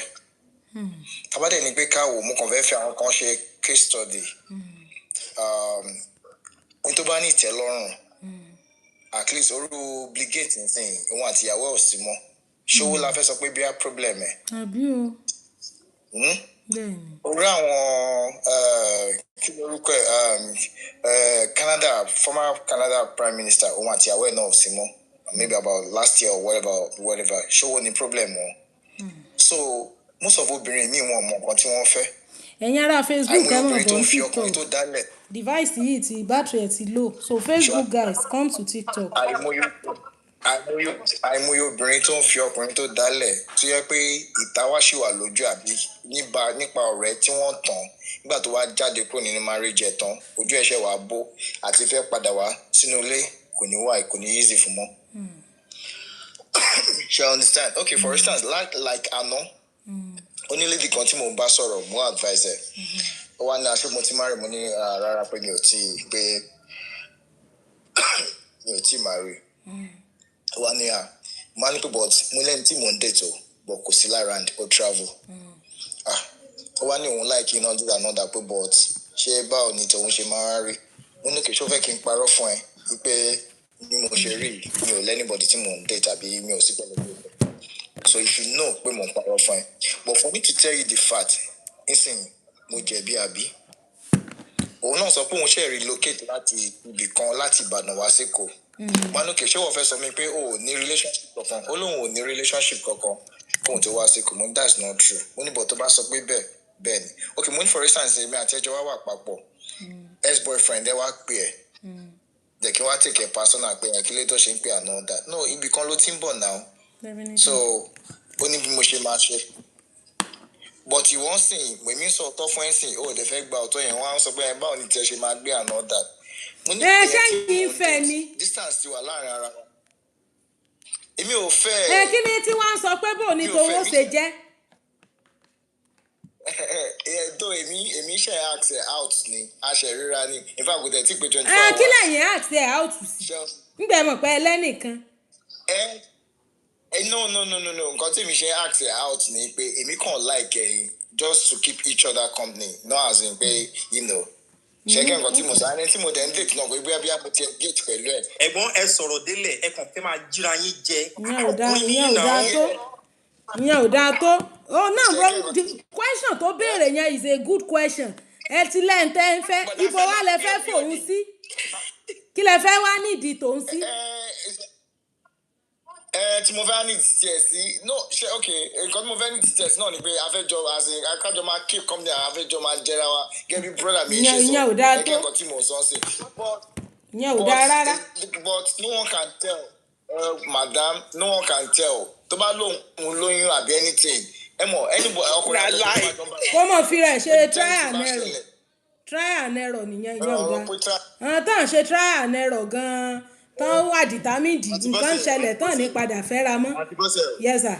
Àti bọ́sẹ̀ máa gbọ́ ṣe rí ẹ ń kú ẹ máa continue ọ̀rọ̀ yín o ṣe rí àwọn obìnrin kan wà bí èèyàn bá ṣe meet wọn ló máa ń farú irú tẹ́ẹ̀bà fi lọ̀ wọ́n ókè náà. ṣe rí ló máa ń farú nǹkan yẹn ẹni obìnrin yẹn náà lè jẹ́ kó náà wà ìdọ̀fọ̀ ọkùnrin náà so àlébílẹ̀ mẹ́gbọ́n yìí náà ẹ máa sọ̀rọ̀ yín lọ torí bẹ́yìn ṣe rí lẹ máa fẹ́ fi jọ́ọ̀jì gbogbo obìnrin kò dẹ̀ rí bẹ́ẹ̀ lọ́pọ̀lọpọ̀. Báyìí lòun náà ṣe ń béèrè pé ibo ni òun wá fẹ́ wà tẹ́ni tẹ́ ń fẹ́ yẹn bá dé kò ní ẹ̀yìn lẹ wá tó ẹ̀ ní lẹ́yìn lẹ rè tó sí ẹ̀ mọ̀ wọ́n sì wà lókè kán gbóhùn sókè à ń gbọ́ wọn. Mo fi chájà kínní ìsínà wo jìbìjìbì kínní this thing my go. Ẹgbẹ́ máa sọ̀rọ̀ yín lọ ẹ máa sọ̀rọ̀ yín lọ. so mute ni bóyá dẹ̀ ti lọ kẹ́lòmíì sọ̀rọ̀ gbà yẹn. Ìwà ló máa judge relationship bí ẹni yìí ẹni tí mo lè continue pẹ̀lú ni ṣẹ́gẹ́ nǹkan tí mo sọ sí. Ìwà ló máa ń jọ tó tọ́bẹ̀ tẹ̀ ní fọwọ́kàn ẹ̀ ní bá sùn kẹ́ kọ́kọ́ wò wẹ̀ iná. No yes exactly mi ò pé kíní exactly. Kẹ́ kọ́kọ́ wò wẹ̀ kẹ́ má touch ẹ̀. Èmi sọ mu pé mo ní I'm gonna watch you for a while. Ẹgẹ́ nǹkan tí mo sọ sí. Then mo ní ẹni tí mo dẹ̀ ń date náà mo ní kò yẹ pé bí ẹ̀mi àti ẹ̀ ṣe wedding àbí ẹni tí àbí a ní special kìíní kan and all that. Ṣẹ́gẹ́ nǹkan tí mo sọ. Mo ní but èmi àti ẹ̀ lè wà ó lè pè mí. So kó má bẹ lójijì kó má rí abíyá nǹkan tèmi ṣe sọ fún yẹn not because of maybe anything. Kó má di pé ta ló ń kọlù ẹ. Yeah exactly. So òun like òun wà pẹ̀lú ọkùnrin kó o má lè ṣe pẹ̀lú another. Mo ní nítorí ẹ̀ mo ṣe ń sọ fún ẹ mo léèyàn tí mo ń date èmi àti ọjà but ó travel he's not in the country now. Mo ní but I just feel like to have somebody tèmi àti ẹjọ́ máa wà and mo dẹ̀ rí ẹ mo like ẹ. So bí yẹn ṣe jẹ́ nìyẹn mo ní dẹ́ o lè sọ fún mi sí mo ní okay ṣé o ní anybody tó ń date tẹ́lẹ̀ ó lóun ò ní ó ní Èkìtì Oǹdó lòun wà tẹ́lẹ̀ àwọn fóun dẹ̀ ti kúrò ẹni tó ń date yẹn ẹ̀kan náà wọ́n máa ń tàbí a ní ẹ̀ẹ̀kan lóṣù kan àbí kan náà so kò ní time fún òun náà dẹ̀ ní time kó tó ti gbọ́n relocate lọ sí Ìbàdàn kó tó ti gbọ́n ṣe wá sí Sèkó mo á lókè fine. Mo ní tó bá sọ pé bẹ́ẹ̀ ni mo gbàgbọ́ but within my own mind mi ò gbàgbọ́ because I look at her she's well okay she's beautiful and her structure and all that but since o sọ pé bẹ́ẹ̀ fine and good so mo ní reason tèmi ṣe ń sọ bẹ́ẹ̀ fún ẹni ẹ̀ so kò ní dàbí pé talent tó ń pè yín bí ó wà lọ́dọ̀ mi àbí àjọ ń sọ̀rọ̀ àbí kíní kan and all that mo ní mi ò kí ń parọ́ fún yàn so because of maybe it's what is under skirt and all that ó dẹ̀ ní okay but after ìwà wọ́n sọ pé ẹ wá ní okay òun ti gbọ́.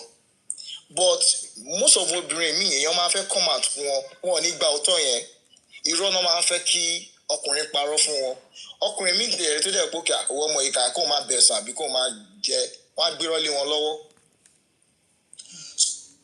So in between not ṣe máa mi ti níyàwó àmì ti ṣe kíní kan àmì ṣe títí and all that so a ní ẹlẹ́dàá wọn á da kíní kan and all that ṣé mi wà èmi ọkùnrin mi kan lè dá sí ọ̀fẹ́ ṣé mi ò kí ń fẹ́ lówó ni. But ilé tó bá nice ló máa ní òkè lọ bí òkè má wọrí má tọ́jú ẹ̀ má gbalé fún ẹ but mi ò lè mẹ́wàá sílé nítorí pé mo ti níyàwó. Obìnrin lè tè but ọkùnrin gbọ́n ọkùnrin dàbí ìwà àti hook ni. Tọkùnrin bá ní obìnrin òun fẹ́ mu pé bí òkè òun fẹ́ make sure pé òun fẹ́ bá sùn kò máì kó má ná last card dẹ̀ last salary ẹ̀ gan kó nọlé lórí tó máa fi trap ẹ̀. Irú ìgbésí ayé èwo náà. Hello brother, ẹ má bínú ẹjọ́ ṣé mo lè bring in question kan sir? Irú ìgbésí ayé èwo náà. Ẹ mọ bí wọn lọ. Okay. Relationship tẹ́ fẹ́ ní pẹ̀lú girl tẹ́ sọ pé ó ti gbà. Tó bá wá gbà tẹ́ bára yín sùn tó lóyún ńkọ́, ìyàwó yín tó wá wà ní ibi tó wà yẹn kí ló máa happen sí yẹn? Ẹjọ́ ẹ má bínú.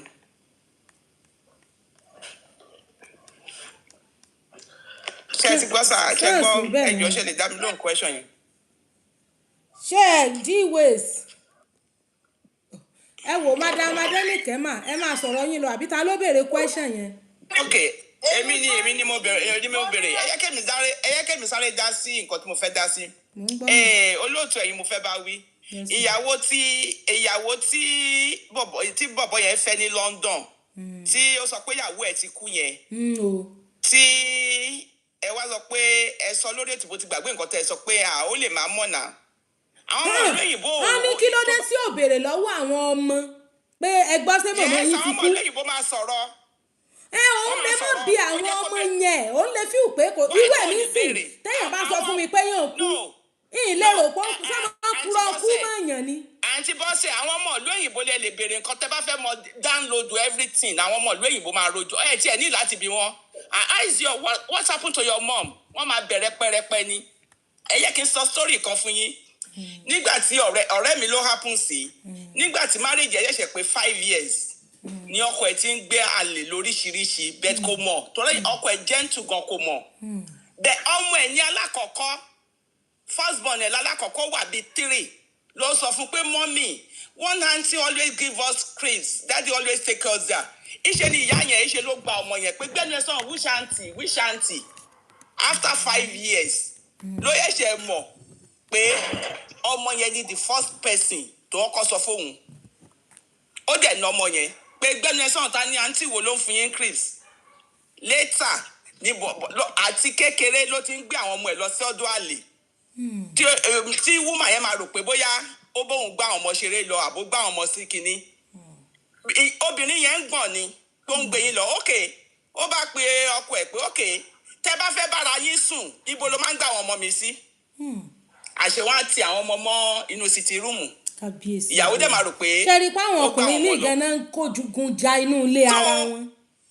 obìnrin yẹn mi mọ how desperate she is tó kàn lọ tẹ ọkùnrin kan gbélé ẹ lọ́wọ́ pé ìyàwó òun kú ó dẹ̀ yẹ kó bẹ́ẹ̀ sùn nílùú èyìnbó ìlú èyìnbó ló easy láti àwọn keep secret bíi ti wa yìí tí àwọn ọmọ wa bá ń fẹ́ra wa tí ẹlòmíì bá tó sí ẹlòmíì lọ́la tó rí ní pàtí orí íńtánẹ́ẹ̀tì ní gbogbo wọn bá ti sọ pé you know is dancing with somebody I see her yesterday àwọn keep secret tó ń bá gbogbo nǹkan jẹ́ bíi tiwa wọ́n máa tú síta ní bọ́ ṣe kì í ṣe pé wọ́n ń ṣòfófó bọ́ ṣe dá wọn nìyẹn ṣé ó ti yé yín and number 2 mo rí tí àwọn brother yẹn tọ́ jẹ́ pé obìnrin gbogbo wa ló sọ pé obìnrin ló ní fault obìnrin ló ní fault ní tèmi gbogbo wa la jọ ní fault. bẹ́ẹ̀ni. ẹ máa yẹ ká máa fi blame yẹn láwọn ìwọ àwọn náà sì tẹ́lẹ̀ ẹlẹ́ntẹ́ ń fẹ́ lọ́n tòsí ẹlòmíì téyì bá wá lóyún fún yìí kò lè fẹ́ fi sí. so ẹ wo orú nǹkan tí wọ́n ṣe ń sìn kọ́ wá lóyún èyí tó bá wà lábúrọ̀dù yẹn kó náà lọ fẹ́ lòmíì àwa dàbí bọ̀dẹ̀ ẹlẹ́kùn àná ẹlẹ́kùn jẹta tó ké wá pé ìyàwó òun ìyẹn ọmọ tí ń sọ ni bóyá yẹn bóyá kò yẹn òṣìṣẹ́ ní jàre ó lọ fẹ́ yẹ ọkọ so ó lè ní everybody ọlọ́run nìkan ló lè. ló lè everybody. ó lè everybody. ẹ ló mà. àwọn èèyàn sẹ́ndì nìkan ìsàtì pé. ó lọ́rọ̀ kan tí mo fẹ́ contribute sí. Queen Adéníkẹ́ mò ń gbọ́ yín mà. No, ó dà nípa tí kan fẹ́ sọ̀rọ̀. Ok, ẹ ti step down fún wọn. Ẹ ti step down. Ó ní ọ̀rọ̀ kan tí mo fẹ́ contribute. Ọ̀rọ̀ yẹn ṣẹlẹ̀ sí ọmọ ìyá mi, ọmọ bàbá mi. Ó ṣẹlẹ̀ pé wọ́n jọ fúnra wọn lóyún bóyá kò tẹ̀ tí parí secondary school.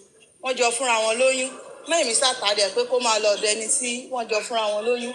From there, ó bímọ ọmọ ákiri kùnú lọ ákiri míìkì lọ ó ṣàbímọ nígbà tó ọmọ ń lọ bíi 2 years ọmọ ṣàpè 2 years ó bá ní òun fẹ́ travel bóyá bí àwọn tó máa ń lọ ṣiṣẹ́ ní Cairo yẹn ó ṣàkó ó work everything ìgbà tó dọ̀hùn ló ṣiṣẹ́ fún àwọn tó ń sanwó fún ọkọ ẹ̀ tó wá jọ fúnra wọn lóyún nílé yẹn ó ní wọ́n máa ń sẹ́ǹdì owó sí nílé èmi àti ẹ̀ tún pé ọmọ yìí ṣé ìjẹ́ pò ń kówó fún ọkọ ẹ̀ nítorí gbà tó travel táwọn wá táàtẹ̀ rí bíbá sọ̀rọ̀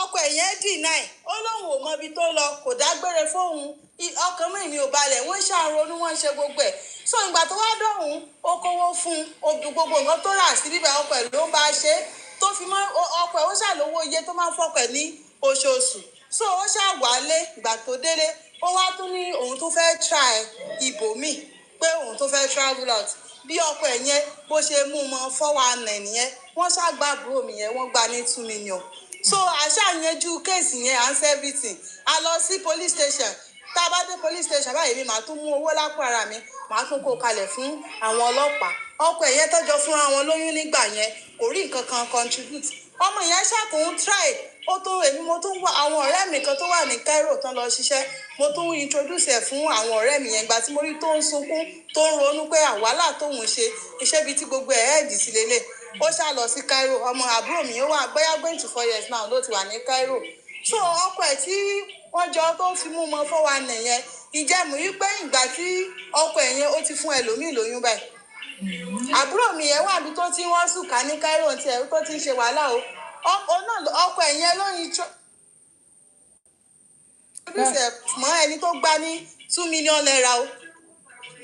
kí ló introduce ẹni yẹn fún un sí ṣé kán lè jọ mọ̀ ṣe bísínẹ́sì ni. bóyá kó tó no pé wọ́n tún fẹ́ travel lọ bòmí láti lọ hustle láti lọ ṣiṣẹ́.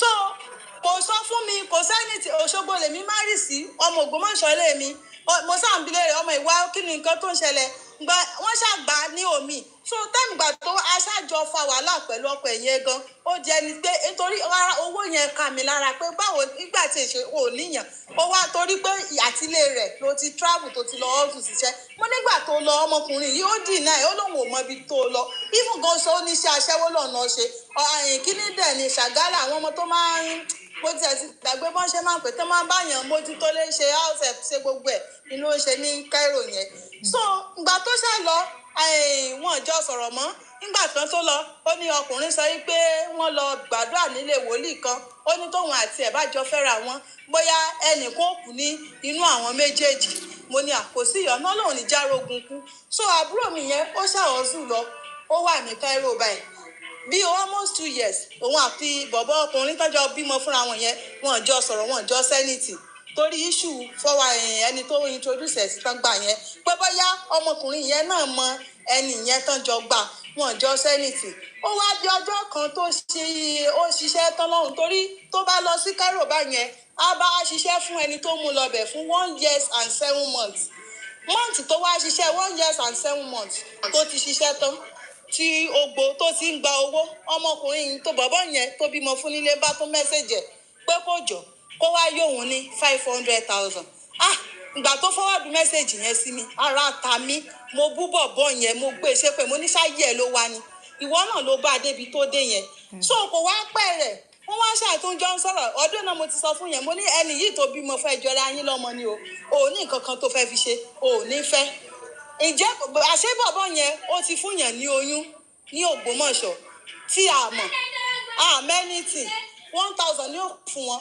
ó ti fún yẹn ní oyún ní Ògbómọ̀ṣọ́ ìyẹn ti lóyún fún ìgbà tó wá àbúrò mi kan ló wá ń kọjá lọ wá ríyàn ní ṣọ́ọ̀bù ẹ̀ pé ọmọ yìí ó jọ ọkọ àbúrò mi ló bá ní ó bá sọ fún mi ó ní ẹlòmíì ti lóyún fún ọkọ ẹ̀ ìyẹn sà sọ fún mi ó wá sọ pé àbúrò mi bá chat mo sọ fún ó bá ní ó kọ́kọ́ dìnnà ẹ̀ ó lóun kọ́ lóun fún yàn lóyún mo ní ìwọ ń kọ́ lóun fún yàn mo ní ọmọ yìí tó wá máa ń wá ṣọ́ọ̀bù ẹ̀ báwo ló ṣe jẹ́ ó sá ó bá ní òun ò mọ̀ bóun ṣe fẹ́ explain fún ni mistake ló wáyé láàrin àwọn méjèèjì mo ní Janet sórí pé nǹkan ti ṣe ẹni tẹ́ ẹ pé gbogbo tó ń kówó fún tí mo bá pè pé báwo ni ó nìyẹn kò sí nǹkan kan torí pé ó jọ pẹ́ torí pé àtìlé rẹ̀ ló ti gbà travel ẹni tó ti lọ already lọ gbàdúrà tó ti ní ẹ̀yin méjèèjì ẹ lè fẹ́ra yín o wípé wọ́n lẹ́nì kó kù ní àárín ẹ̀yin méjèèjì ní ìsìn báyìí ẹni tó fún lóyún ó ti bímọ kò sọ fún tó fi lóyún tó ọmọ fi bímọ tó fi pé oyún fi pé oṣù 9 tó fi bímọ kò sọ nǹkan kan fún àbúrò mi ọdún náà wọ́n jọ máa ń sọ̀rọ̀ once in a while so ọgbà tó mú wá tó wá pé 2 months. ẹ bá wa summarize ẹ ṣe mọ̀ fáwọn èèyàn wà lókè ẹ bá wa kọ́ọ̀tù. ẹ má dìbò máa o so ìgbà tọ́mọ yẹn tó pé 2 months la tó mọ̀ ipò ti fún yàn lóyún ìyẹn wá ń bẹ padà nísìnyí pé kó dákun kó jọ kó má bínú pé mistake ni ìyá ọkọ ẹ̀ náà àwọn náà ń bẹ kó jọ kó dákun kó má bínú pé mistake ni so question tèmi lélẹ̀ ṣé kó wá lọ fẹ́ ọkọ yẹn ọdún náà ọkọ yẹn ti ní àwọn olè jọ fẹ́ra àwọn olè wà pàpẹ́tẹ́ pẹ́ táwọn méjèèjì bá fẹ́ jọ fẹ́ra àwọn pẹ́ ní kóòkù ṣé káàbúrò mi yẹn kó wá lọ fẹ́ ẹni yẹn ni. ṣé ẹdún náà ṣe ẹni tí wọ́n ní kí wọ́n má fẹ́ra wọn wọn ò kù ní ọkọ ń bẹ nísìn kó kàn jàn wá fẹ́ra wọn àbẹ́lò mi. ọkọ wa ń bẹ nísìn wípé kó má bínú pé ẹni tóun fún lóyún yẹn wípé mistake ni so irú àbúrò mi yẹn nísìn wọ́n ti jọ bímọ kan ìyẹn ti di single mother nìyẹn ṣé kó wá lọ bá ọkọ ẹ̀ tó fún lóyún yẹn ṣé kó lọ fẹ́ ni àbí báwo ló ṣe fẹ́ ṣe ni question tí mo fẹ́ béèrè lọ́wọ́ yín. ẹ gbọ́ ẹ̀yin èèyàn ta ló fọkàn sí story yẹn mọ́mí Mayor ẹ káàbọ̀ mà ẹ ṣeun ọjọ́ thank you so much thank you for last week Friday. wọ́n fẹ́ use àbúrò yín ni. wọ́n bá tún fún un lóyún mi yóò tún sá lọ. wọ́n dẹ̀ ti rí signal dáadáa tán bá tún wá tẹ́rí wọn sí àwọn náà mọ̀. ẹni tí ó fúnyàn lóyún tí ò ṣe nǹkan kan tẹ́ni fi lọ ràbàràbà ó fi gba gbogbo owó tán ẹni yẹn tún wá opportunity lọ bòmíì ó tún fúnyàn lóyún ó tún wá ń bẹ̀bẹ̀ ìwọ tó lẹ́wà compatible tẹ́lẹ̀ sọ́tù ti wá lọ rí iná pé wọ́n wá compatible ní ìsinmi. wọ́n ní sọ́tù ti lọ tún rán rí. àbí ó mọ fi fìnáàsì ìyàwó tó ṣẹ̀ bímọ fún un ìtọ́fẹ́ ṣe nu o. wàláì. àbúrò yóò mọ ṣiṣẹ́ àwọn ọmọ gbowó owó mọ náà lé ni. gbogbo àmì ni ìyá ọkọ bẹ̀bẹ̀ ṣe ìyá ọkọ kúngbà yẹn ni kò rẹ́ bẹ̀bẹ̀. gbogbo challenge gbogbo táìmù àtọ̀ wọ́n fẹ́ ìjẹun ní o. as simple as that. wàláì. wọ́n fẹ́ mọ gbá àbúrò yìí jẹun. àwọn lè má fẹ́ jọ́ mọ́ gbégbé ayé single mother gbàtọ̀ jẹ́ pé kọ́ mọ́ mọ́ bímọ kiri sẹ́wọ̀n pé tí wọ́n fi máa ń sun àmì ìmọ̀ lẹ́nu pé kọ́sàdù bímọ ojú kan igbá kan àwo kan ìyẹn ò sì ní kan ṣe yóò tún fún ọ lóyún náà yóò tún sá lọ ni. mọ́mí Mayor. ṣẹ́rí àǹtí Bọ́sẹ̀ ikọ́ tí mi kọ́ mọ̀ yé ṣẹ́rí àǹtí Bọ́sẹ̀ ṣẹ́rí nǹkan tí mi fẹ́ sọ ní ọ̀rọ̀ yẹn kíákíá ni wípé ṣẹ́rí àbúrò wọn yẹn kò lè lọ́rọ̀ gbọ́ níbi tí ojú ti làdé nísìnyí irú ọ̀rọ̀ yóò ṣẹ̀ṣẹ̀ níbi kí ẹsẹ̀ máa béèrè rárá tó yẹ kó ti gbé ọkọ yẹn ṣépè kó ti gba ní blocking dànù tó bá dé sí Nàìjíríà máa wá bí tọ́mọ ẹ̀ bá wà kó tí yẹ kó bá bọ̀bọ̀ yẹn sọ̀rọ̀ mọ́ rárá fún láti ẹsẹ̀ máa wá béèrè pé ṣé ó yẹ kó sì fẹ́ yẹn àbúrò yín yẹn sì ní interest nínú ẹ̀ kò dé ní fẹ́ kò lè lọ́rọ̀ gbọ́ nìyẹn àwọn yẹn jẹ̀ ní. ẹ bá tiẹ̀ wá béèrè ó ti mọ tí ó ṣe ọkàn wà fẹ́ gbọ́ validation ni. láti ẹsẹ̀ máa béèrè irú storytell narrate sílẹ̀ yìí tó ti kọ́kọ́ gba ní 2 million tí wọ́n ti ṣe gbogbo ẹ̀ tó tún lọ fẹ́ lómi lóyún tó wà ń bẹ̀rẹ̀ tí ò tiẹ̀ rí tiẹ̀ rò tí wọ́n tó nu ògiri fabọ́ látàárọ̀ dalẹ́ tó tún ṣe wà ń béèrè ṣé dandan ni pé ẹni tẹ́ bá kọ́kọ́ jọ fẹ́ra dandan ni kẹjọ fẹ́ra yín dọ̀jú alẹ́ ni. Ọlọ́run ti fẹ́ opportunity. story ẹ̀ dẹ̀ ń mi ní bí wọ́n ṣe ń ka inú bí mi èyí tí mo jọ́kùnrin inú dẹ̀ ń bí mi. inú gan bí mi fún yín láti ṣẹ̀ṣẹ̀ wá máa béèrè gan ẹ má mi ò fẹ́ sọ̀rọ̀ sẹ́yìn gan tẹ́ jẹ́gbọ́n ẹ̀ ni because fún yín láti ṣẹ̀ṣẹ̀ wá máa béèrè gan bí ẹni pé ẹ sì ní interest kan nínú bọ̀bọ̀ yẹn ni. èèyàn bí ẹni bí ọ̀tá ọlọ́run nínú ọkùnrin náà. àwọn Nàìjíríà máa ń gbé kòkò kaná lórí àwọn tó wà nílùú òyìnbó láyé tó bá ti kó Nàìjíríà wọn nǹkan tó ń sọ fáwọn ẹyẹ ẹ̀tàn bá bẹ̀bẹ̀ yẹn ni pé tẹ bá ti lè dá sí owó táwọn bá ti ń gbà lọ́wọ́ ẹ̀ wọ́n jọ máa pín ni. of course wọ́n fẹ́ máa gbà ní. àwọn fẹ́ máa gbà ní. wọ́n fẹ́ máa gbà ní. ẹ ní láti máa béèrè irú ọ̀rọ̀ yẹn. ìbò náà wà kó tó di pé ó lọ forí jágbó Cairo lọ sí ọmọ odò wọ́n ṣẹ̀ṣẹ̀ wà bẹ́ẹ̀ nísìn. ẹ ṣe mọ́mí Mayor ẹ káàbọ̀ mà ẹ ṣe wọn ọjọ́ mo dúpẹ́ o God bless you. à ń gbọ́ mà. mo ti wà bí láti bàtà ti bẹ̀rẹ̀ ètò ṣùgbọ́n mi ti ẹ̀fẹ́ tí ìgùn kiri. yà mo ti wà bí. ó ti pẹ́ fa. bọ̀dá dé kinní kan ló wá jẹ́ kí n ṣe request láti gùn ó wá ṣe bí láàánú pé wọ́n ti kú. wọ́n sì lè wà lórí ètò bẹ́ẹ̀ kàn án sí lókè mọ́. bọ̀dá yẹn kí náà fi àwọn obìnrin pè náà ara àwọn ìka èèyàn tá à ń sọ ara àwọn ìka ọkùnrin tá à ń wá gangan náà ni wọ́n dẹ̀ ti lẹ́ǹtẹ̀ ń fẹ́. wọ́n dẹ̀ ń tọ́ ẹnu wọ́n dẹ̀ ń dùn ẹ̀dẹ̀ ń sọ ẹnu yín dùn ẹlọ́bìnrin kò tọrọ ṣé ká kò tó ẹ sọ òtọrọ fún pé ẹ fi òbó ẹ ta káyìtì kò dẹ́ gbà fún yín ni ṣé wèrè lẹ́pẹ́ obìnrin ni èèyàn béèrè question lọ́wọ́ yín which is a good question ló béèrè lọ́wọ́ yín ẹ̀ wá ń sọ ní ibà yìí ẹ̀dẹ̀ tún lẹ́nu ẹ̀dẹ̀ tún fi ń sọ ní ẹ̀pẹ́ fẹ́ gbà kẹ́ẹ̀pẹ́jẹ́ máa jẹ́ra ayé kẹ́ẹ̀jọ́ máa ṣe kinní kan ẹ̀rọ obìnrin ò fóòtọ́ ọ̀rọ̀ so kó o sòtọ́ fífún fẹ́ máa jẹ́ kó dẹ̀ tẹ́ díẹ̀ lẹ́ fún ẹ kó má béèrè question kó fi rọrọ ẹ̀ tó bá jẹ́ pé àbúrò ti tiẹ̀ lọkùnrin fẹ́ ṣe bẹ́ẹ̀ yẹn àbọ̀mọ bíbí wọ́n ní inú àbúrò yín. ẹ̀ máa dé tiẹ̀ àbíkọ́ yẹ ọmọ tó ń bí àkọ́bí ti tiẹ̀ kó jóbìnrin lágbára olóòbìnrin bọ̀dá yìí máa bí jọ ìwà àtọ́jú ẹ̀kú yẹn náà ó máa yọ lára ọmọ wọn because that's nonsense nìyẹn náà. Bọ̀dá, it's as if you are playing on emotion. Yes na àwọn ọ̀lẹ́ pọ̀sà láti sọ ẹ̀yìn tí wọ́n bọ́ sórí program kí lè fún akọ́ àwọn èèyàn tó wà nínú comment section tẹ wọ́n sọ lọ́wọ́ stagnant lẹ́nu ẹ wá ń bọ̀ nínú platform yìí báyìí ẹ̀ wọ́n bí tó yẹ kẹ́ ẹ̀yà sí ni kì í ṣerú bíbá yìí rẹ̀ kẹ́ ẹ̀yà sí ká máa sọ story òṣì ká máa sọ bíbá yìí ẹ́ àwọn èèyàn tó ní dignity làwa ń fẹ́ ní orí platform bíbá yìí náà ti rú àwọn èèyàn bíi titi yín àwọn ọkùnrin tó jẹ́ pé wọ́n ní nǹkan lọ́pọlọ là ń fẹ́ ní ìbá yìí náà ti fẹ́yàn bíi titi wọn. Thank you so much. Ta ni ò tí ì bá wa dá sí olúwa dá mi láre mi tí gbóhùn yín o látẹ̀ẹ̀kan ẹ̀dẹ̀ ṣì wà lókè olúwa dá mi láre. bọ̀dá yẹn wá friend with benefit ni bẹ́ẹ̀ lómi ò ṣe wá friend with benefit tí ó ṣe ṣògo nànà tàbí lọ́gán náà ni ó kó nǹkan àìmọye irú ẹ̀ kọ́ lọ ń ṣàánú.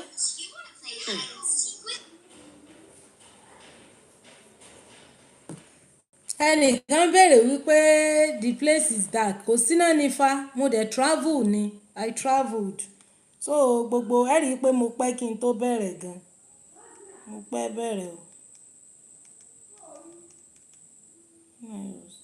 0966 1998 77 so àwa tá a bá fẹ́ wọ́n ní you don't need to talk about the children àwa tá a bá fẹ́ ra ilẹ̀ láti iléeṣẹ́ Landness Homes and Properties ẹ jẹ́ á kàn sí wọn o iléeṣẹ́ Landness Homes and Properties mo ti sọ síwájú ńgbà tá a bẹ̀rẹ̀ ètò mo ní ibẹ̀ láti lè ralẹ̀ tó fọkàn balẹ̀ ilẹ̀ wà ní Mọ́níyà ilẹ̀ wà ní Ìṣẹ́yìn Ògbómọ̀ṣọ́ expressway àbí òye wa báyìí nísìn a dẹ̀ tún ta ṣọ́ọ̀bù náà ní Olúyọ̀lé modern market ní Ìbàdàn gbogbo àwọn shops yẹn ni wọ́n ti kọ́ parí so we can just reach out to me or even them so that we'll be able to ask more questions then mo sọ fún wa nípa can she join now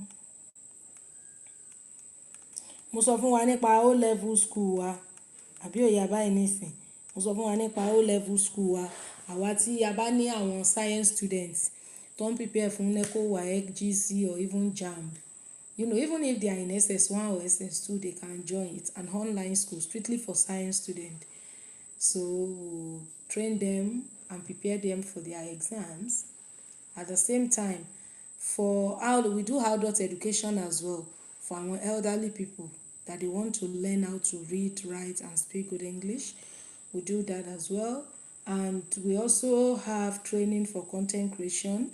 Those who want to learn how to build their page, how to make their videos, and how to grow their page. And for those who do not even have page at all, we have beginners class for them. And those who already have a page, they want to learn how to grow the page, how to have a niche. We can also enroll as well. And all the charges for papers will level. All the documents for the land or any property you acquire there, the property, there is documents for all of those properties. And the number I sent to you is the official number. You can call them. I'm going to send you another number. One of the CEO of the company we have two CEOs, so two founders, but there's one of them that I'm going to send you his number so that you can communicate directly with him. Just tell him that you are from my page, that you are from GMK's page. He is going to attend to you, and if there's any discount that we'll give to clients from my place, they'll be able to attach it with your own. So, and all the documents, you will be able to get the full details and information about it.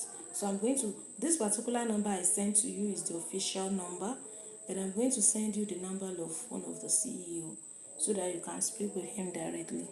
All right, sir. So ẹ má bínú jàre, mo ń béèyàn kan sọ̀rọ̀ ni.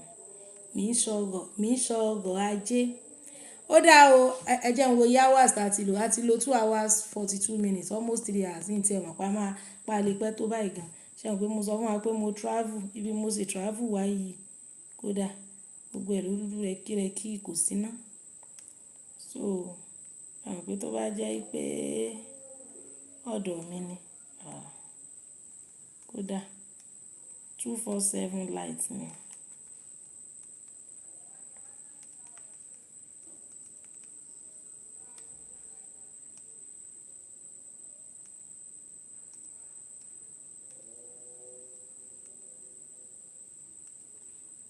So ẹjẹ́ á máa relax nígbà náà, ẹjẹ́ á máa relé o, ilẹ̀ ti ṣú.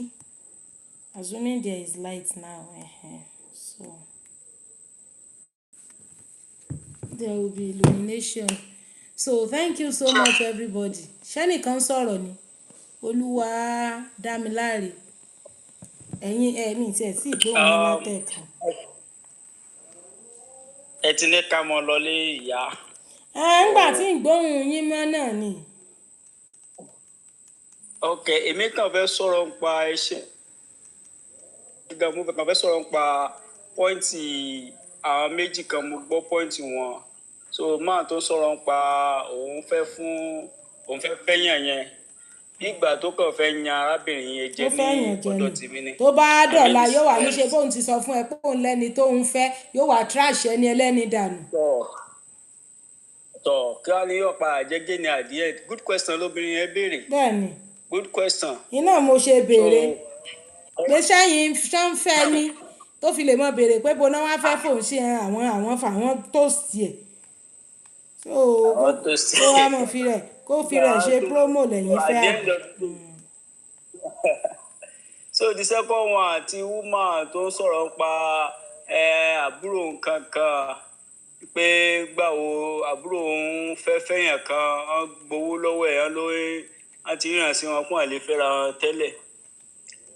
Èmi ò rí wọn gẹ́gẹ́ bí pé bí a family yẹn gan fẹ́ràn ara wọn. Kò tó bá yẹ pé ṣé wà pẹ̀lú mi mà. À ń gbọ́ yín sà. Tó bá yẹ pé ìfẹ́ gan wà jìnlẹ̀ láàrin wọn, first mistake has happened. Ó ti di pé ó ti bímọ fún un. Ẹ̀dẹ̀ ti rí gbogbo etí máa ń ṣe fún tó ó ṣe máa treat ẹ̀ tó gbowó lọ́wọ́ ẹ̀ nǹkan kan tó tún tàn pé kíní tá sọ pé òun mọ ibi tó lọ gbogbo àwọn scenario yẹn at the end ó tún wá padà dé ẹ̀yin gan tó wá fẹ́ mọ fún ní concern pé bí a ká padà fẹ́ra wọn. Ẹ̀yin gan ló yẹ kó kọ́kọ́ dó tàbí wọn pé irú nǹkan báyọ̀ yẹ kó wáyé. Ló yẹ kán jẹ́ ká bu wọn gangan mọ̀ kó ṣàn gangan ló yẹ kó tún wọn ní concern fún gbogbo yẹn máa tọ̀. Ó yẹ kán stand with her ní pé no téèyàn bá ń ṣubú yẹn máa ń dìde ni. Ìṣùṣubú yẹn ò dẹ̀ nípò òpin rẹ̀ ni. So she need to move on with her life. Bọ́kọ bá kọ ni ọkọ náà ní tó ń kù. So kò ní pò òpin dé bá yóò ṣètì rẹ lómi tó yẹ kó tún better than that person. Ìyẹn gan tún jẹ́ kọ fún un. So ó jẹ́ point tèmi kan rí ní abiyebibẹ Ọlọ́run kó ràn wá lọ́wọ́ ilé wọ̀ nígbà rẹ̀. Ọ̀nkú tó sọ̀rọ̀ tó ń sìn Jerry èmi ò fẹ́ fi gbogbo ara blame àwọn family yẹn o pàápàá jùlọ even àǹtí tó sọ̀rọ̀ yìí mi ò ní wá surprised. Alẹ́jọ́ òun ó wò péré ni o. Mo ń bẹ àdúgbò ní kúlóòbá. Background wo ni? Mi ò ní wá ìní olúwa àbí olúwa something. Jerry mi ò ní wá àǹtí bọ́sẹ̀ mi ní wá surprised tí ìyá obìnrin yẹn gan bá ń sọ fún pé mọ̀ pé mo ti bí kan fún un ilé bàbá ọmọ ẹni ó máa ẹni tó ti gbọ́n fún máa ti kúrò lálẹ́ ẹni ṣe rí àwọn òbí wa àwọn kò gbẹnu wa láti sọ pé àwọn òbí wa ò ṣe dáadáa tó. Ojú àtijọ́ làwọn fi ń wò. Ojú God bless you. Kó má bímọ kiri kó bímọ sójú kan. Kó mọ̀ ẹ ṣe gan pé kó má bímọ kiri. So èmi rò pé nǹkan tí àǹtí tó béèrè question yẹn nǹkan tó ń ṣe wọ́n nìyẹn because bọ́n ṣe ń béèrè yẹn níwájú ọlọ́run àdìyàn èmi gan nínú inú ń bí mi but ìgbà tí mo á wò náà lọ sọ́tún ló lọ sósì pé what can cause this kind of a thing mo á wò pé nǹkan tí ó máa ń ṣẹlẹ̀ pẹ̀lú àwọn ìyá wa náà nìyẹn pé ó ti mọ and torí irú nǹkan báyìí mo rí i pé nǹkan tí page yín wà fún nìyẹn so that everybody will come and learn so that wàá ti wo dáadáa kó tó tẹ́ díẹ̀ lẹ̀ fọkùnrin wàá ti mọ irú pé olórí ibú pàtàkì lélẹ̀ o àbí olórí ibú rẹpẹtẹ ni àbí olórí ibú wánà kan ni wàá tètè mọ̀ how it is.